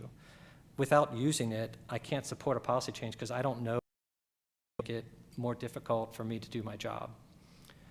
If I have the opportunity to try it and switch over and make sure that it works the way that I'm used to, then I think it is a no-brainer then, because it gives you that accountability and access that you're asking for. But it can't be at the expense of availability and access that I have to work with people. So I would like the opportunity to try it before we make it a policy. And the other thing, even though we're not on the national stage, the comment about Hillary and her emails, that was about confidential information, not about having a public or private server. That doesn't apply here at all. That's not anything to do with what we're doing here. The email concerns that are happening at the federal level aren't the same thing as records retention that we're doing with public records. So I'm not sure I understood that concern. But yeah, I would ask that we wait until, even if I guess you'd rather it be 2 meetings, so we have a full council to vote on it. I would ask to have the opportunity to try it first before we make it a policy. But obviously we can do what we want. So, thank you. Well, we have a motion and a second out there. So, Mr. Anderson. Thank you, Mr. President. I'd like to make a motion to table resolution, the current resolution we're discussing and take 14. It up again. We have a motion and a second. To act on it. You can't make a motion. So I can motion to table. He can make a motion to table. Okay. It's immediate. It's not debatable, though. You have to make the motion to vote. There's no debate. Yes, I'd like to make a motion to table the current resolution for our second meeting in August. Resolution number 15, 2022, for our second August regular meeting. Second. Okay, no discussion. Correct. Okay. Ms. McNeary, poll council. Mr. Anderson? Yes. Mr. Jacobs? Aye. Mrs. Gantos? Yes. Mr. Hawkins? Aye. Mr. Ramirez? Aye. Mrs. Sullivan Weisskopf? Aye. Mr. Vanover? No. Motion table carried with 6 affirmative votes. It will, resolution R15, 2022 will be back on our August the 3rd or 17th. Yep, August 17th.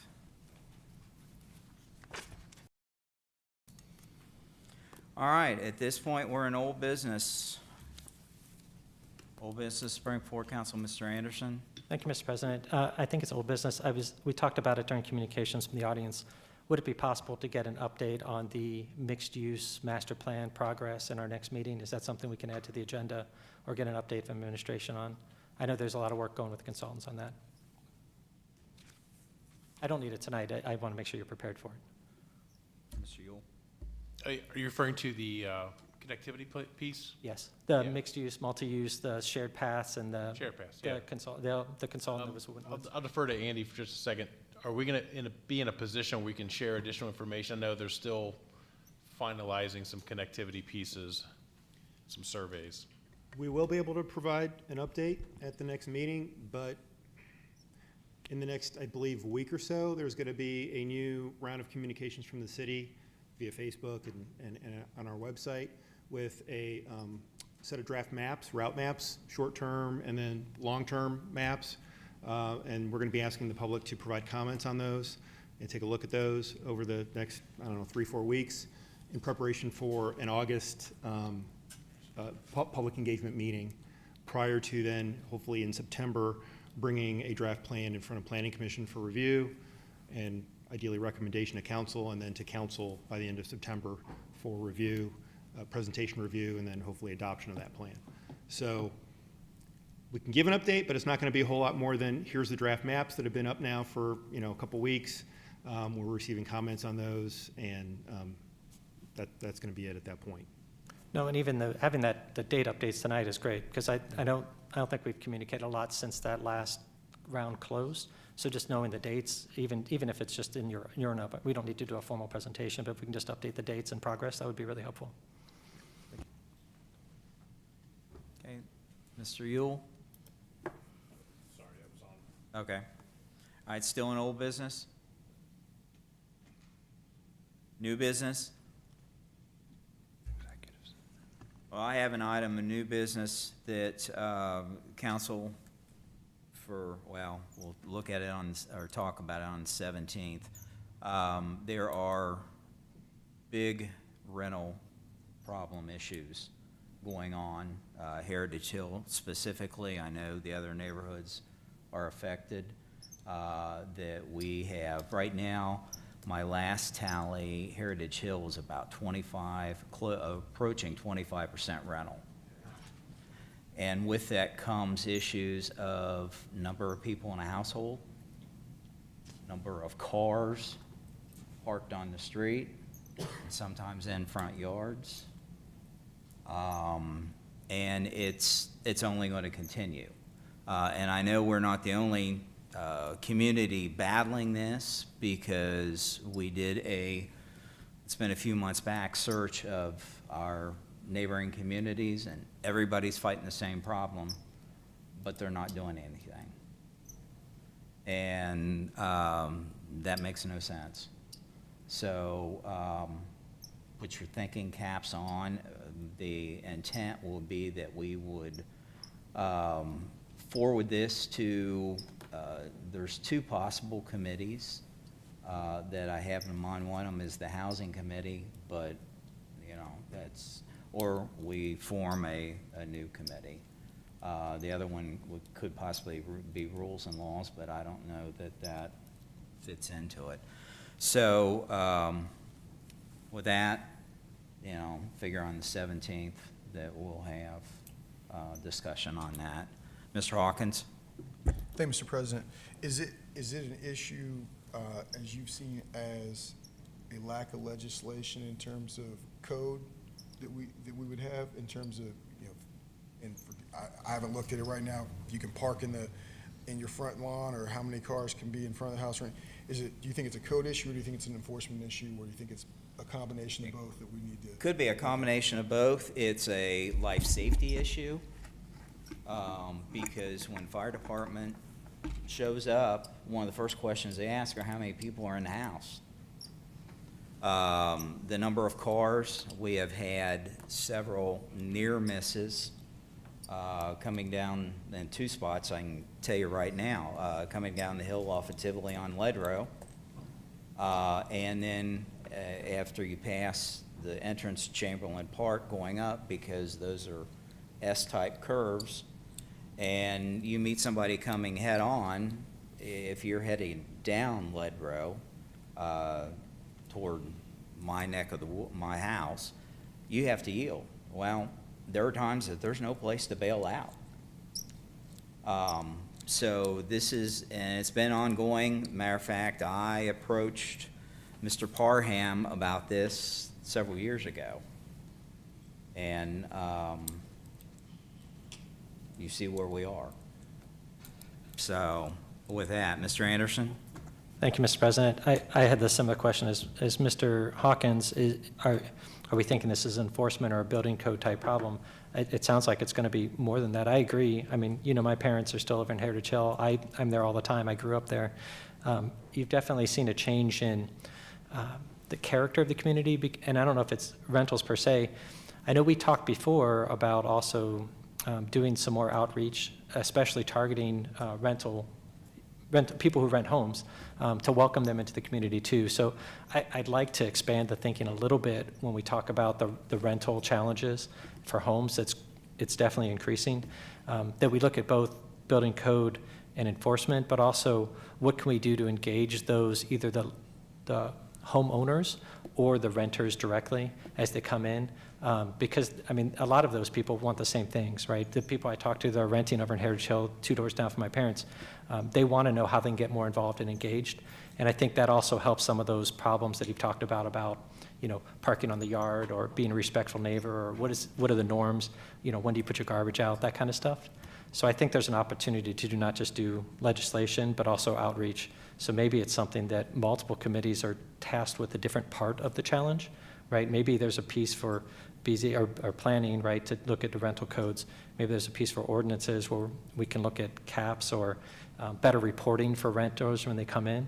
And then maybe there's an opportunity for PR or for the Public Relations Committee to relaunch kind of that engagement stuff that we started a couple years ago. So I think we should use all 3 prongs. Thank you. Ms. McNair.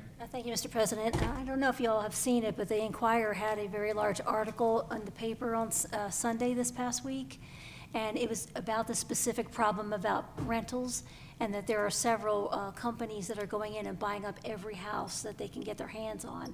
And I think that's generating a lot of the problems that we have too, because you have not just a rental property here and there, but they're buying up whole banks of homes in relatively inexpensive neighborhoods, and then they control all the houses. They're saying that there's, 25+% of the houses are owned by a couple of companies, and not just, Springdale, but in the Cincinnati area and across the country.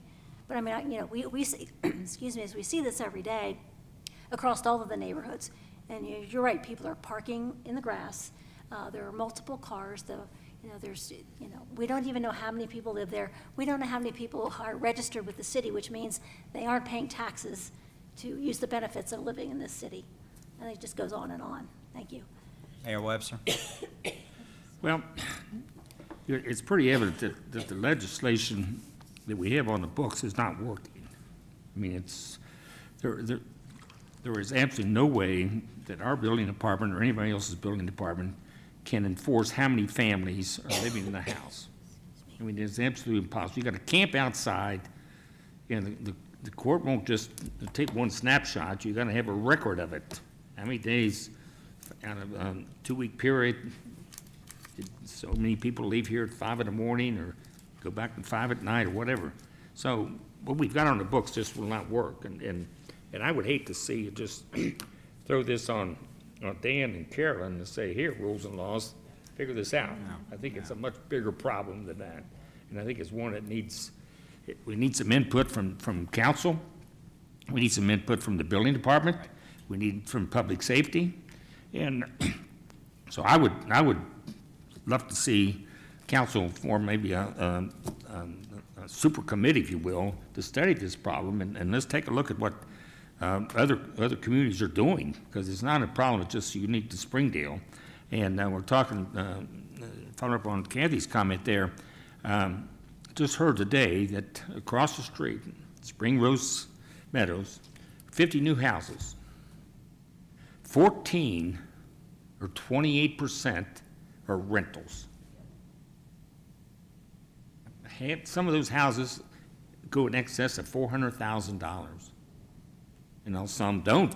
Some are 280. I don't know. I don't know how low they go, but anyway, I've heard that some of them go as low as 280. But still in all, 14 out of 50 houses. Now,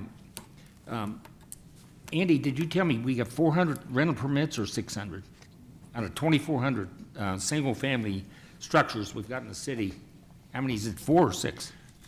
So the data the most current data that I have that I got from the building department through their rental inspection program of single-family homes was from February this year, and we had to clean up that list because it was kind of a mishmash database that had been created over time.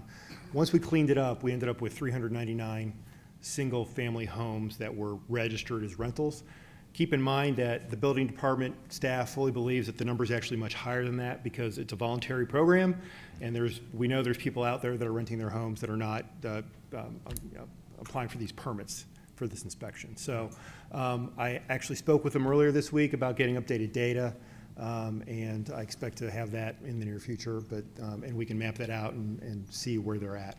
So in the best case scenario, 1 out of every 6 houses is a rental in the city of Springdale.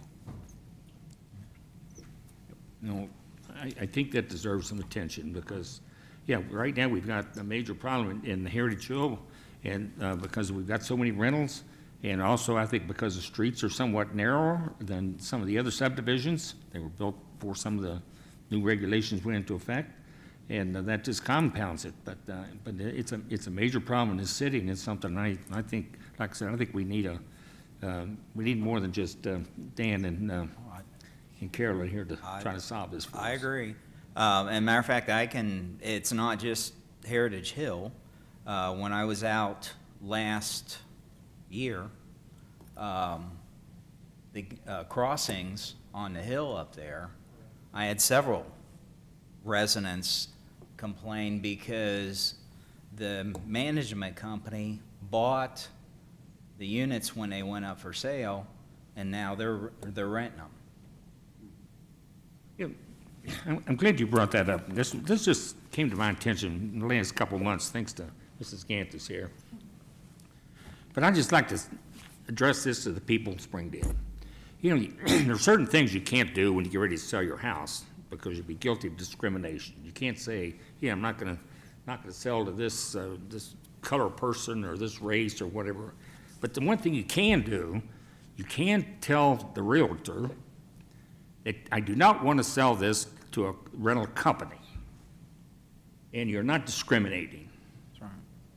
And I think that a lot of people don't realize that, and so they say, well, I can't put that in there, I'll get sued. Well, that's not the case. I mean, the court has upheld that they're not a protected class. The people that buy homes to rent them out are not a protected class. So you're allowed to exclude those people. And I think the more rental companies we exclude from owning property in Springdale, the better off Springdale is. Agreed. Mr. Jacobs? Thank you. My question was mostly answered already. I was asking about how we got that data, and so it seems like it's probably underreported a fairly serious amount. And that's where your 25% number came from? Oh, no. That's me doing the legwork, pulling the rental, Okay. the list of rentals. So, yeah, that is the minimum. Right. And like I said, I've gotten feedback from other areas that this is not unique to my neighborhood, and I can tell you right now, I've looked at 3 homes that are for rent. One of them right around the corner from me was over $1,800 a month. One on Mallet was $1,750 a month, and one on the corner of Benedier and Ledrow was $1,300 a month. So these aren't cheap rentals. Somebody's making some money. So it's a multifaceted thing, and you know, it's not going to be a quick solution by any measure of the word, but and these big box rental companies, I got wind of that article Sunday, and parts of that article were not favorable to them at all because of problems and lackadaisical attitudes that they had. So, Mr. Anderson? Thank you, Mr. President. I agree, although I think those rent numbers sound low based on what we're seeing in the apartments coming in. I mean, if I was me, I can rent a house in Heritage Hill for $1,700 or one of these 2 bedrooms for $2,200 that they're going for in some of these areas. You can see why they want those homes purchased to be rented out. They go quick. I just want to make sure that as we do that committee, that we keep the focus on what we can do to make sure the property and community spirit is maintained, because I don't think being a renter is inherently wrong or bad. We've rented all these apartments. Renting a home is, I think, and the only way some of these families can get into homes these days because costs are so high and the rates have gone so high. So I just want to make sure that we're very deliberate when we go through that committee work, that it's how do we get the behavior and engagement with the residents and maybe managing the rental companies and in no way discouraging the renters of being anything less than full, is the term we agreed on, Springdalians? I don't remember. That's what I've heard a few times. Springdale residents, because I think rental, especially for young families, is the reality these days more and more. You can't find $200,000 homes, $300,000 homes anymore anywhere. They go multi-offers and they disappear in days. So I think rentals are a reality, and I want them to be welcomed here too. So Well, I might argue with you because a house over on Tivoli, I was talking to Carolyn last meeting, $220,000. I know, well, So the house, the numbers are out there, and they are high. yeah. But let's keep moving. Ms. McNear? Thank you, Mr. President. Related to Spring Rose subdivision, I monitor the real estate in Springdale. I check the real estate site almost every day. It's rare that I go 2 or 3 days without checking. And one day I saw Spring Rose pop up, and there were 15, 16 houses that were listed. All but I think 2 were listed at $237,000, one at $257,000. Right now, there's only 1 house left there. That's the $257,000. I thought that was so odd that every one of those houses would be sold on the same couple of days for the exact same price. So I contacted Mrs. Gantos. I said, what the heck is this all about? This doesn't seem normal, even in this strange, real estate market that we have today. So she checked into it and got back to me, and she said, well, all of those are rentals. They were purchased brand new as rentals. And I don't understand that. I mean, people are desperate to buy homes, and we have all these brand new houses that are going as rentals. It's just very frustrating. I have a rental property surrounded by other rental property, and I can tell you that I am not happy with either my renter and the properties that are around it, because it's just like we talked about. People are parking in the grass. They're not putting their garbage cans where they should be. The grass isn't mowed as it should be. And there's wild parties, and the people who are surrounding them don't want to report the neighbors. Too many cars. It's just, it's really very frustrating to everyone who has to live around all of that. Thank you. Ms. Gantos? Thank you, Mr. President. I think it's a big topic. It's going to take a lot of work. But it's imperative that we focus on the conditions and not the people, period. We can't lose sight of that.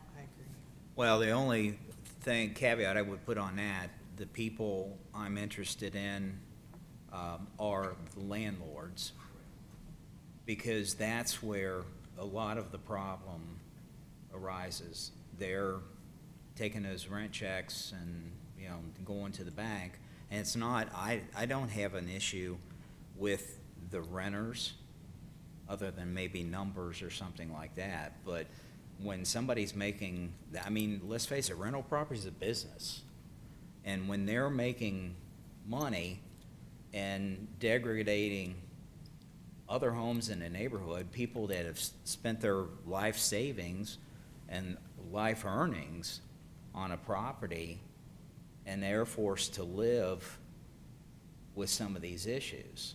I talked to a guy that we had men in a rental house that was urinating outside on the side of the house, in clear sight of their property. So yeah, that's a behavior thing. But if well, yeah, that's not me and Dan. That's now. But no, this is it's legit. I heard it hot and heavy, and it's not getting any better. So we beat that horse for now. We'll move on. Ms. Weisskopf. Thank you, Mr. President.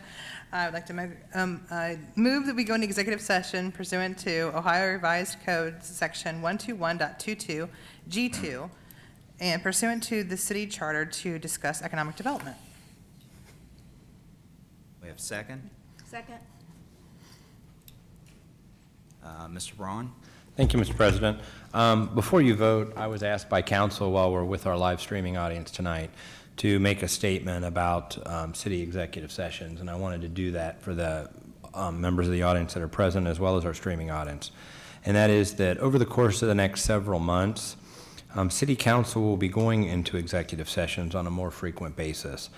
We're doing this to discuss primarily the lease or purchase of property and under the lease or purchase of property and economic development related to the Artisan Village development, which is also the former Tri-County Mall site.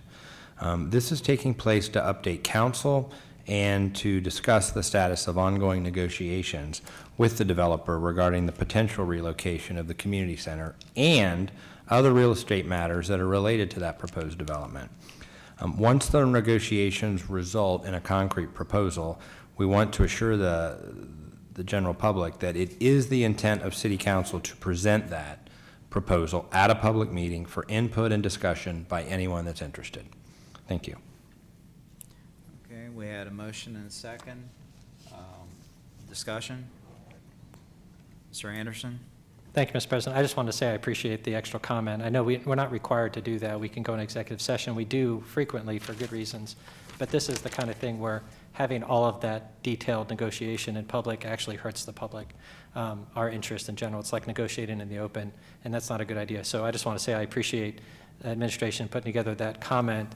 I agree. I'm generally against things being done in secret, just like all of us are. We want to be as open as we can, but it is happening more frequently. I've gotten questions about it, so I appreciate you putting that together and letting people know that that's just going to be the way it is for the next few months at least.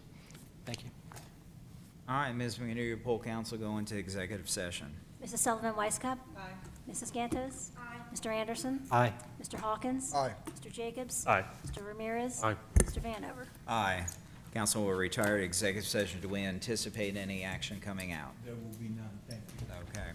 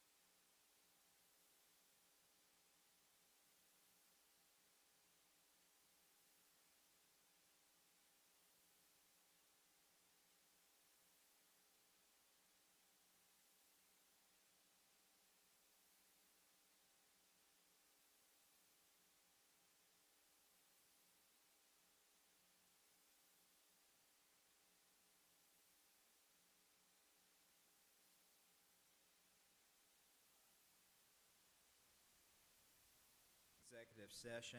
At this point in the agenda, we're at meetings and announcements. Ms. Weisskopf? Thank you, Mr. President. Planning Commission will meet on August 9th at 7 p.m. Mr. Anderson? Board of Zoning Appeals is canceled for this month. I think I said it last time. I don't remember the date, but no meeting this month. Mr. Yule? Thank you, Mr. President. Civil Service will meet on Thursday, August the 4th at 2 p.m. All right. At this point then, we go back to the floor for communications from the audience. Is there anybody in the audience like to address council for any reason? Second call. Third and final call. We'll close communications from the audience. Mr. Hawkins, will go to you for an update on legislation still in development. Thank you, Mr. President. As you review your internal memorandum, item number 1 was addressed with ordinance number 22, 2022, an ordinance authorizing contributions to certain health accounts of full-time employees of the city of Springdale related to the city's health insurance plan and declaring an emergency, and that passed with a 7-0 vote. Item number 2 was added to the agenda and addressed with ordinance number 23, 2022, an ordinance accepting a proposal under the State of Ohio Cooperative Purchasing Program and authorizing the mayor and clerk of council finance director to enter into an agreement with Horton Emergency Vehicles in the amount of $355,427 for the purchase of a new ambulance and declaring an emergency. That passed the 7-0 vote. We also had resolution R15, 2022 added to the agenda with regard to a resolution adopting a policy for the city of Springdale, Ohio relating to elected officials regarding email communications, and that's tabled to the August 17th, 2022 meeting with a 6-1 vote. All right, standing Mr. Hawkins, a recap of legislative items requested for our next council meeting. There's nothing specifically listed unless there's anything else from council or the administration. We good? All right. We have item 17 before us. Move to adjourn. Council is adjourned.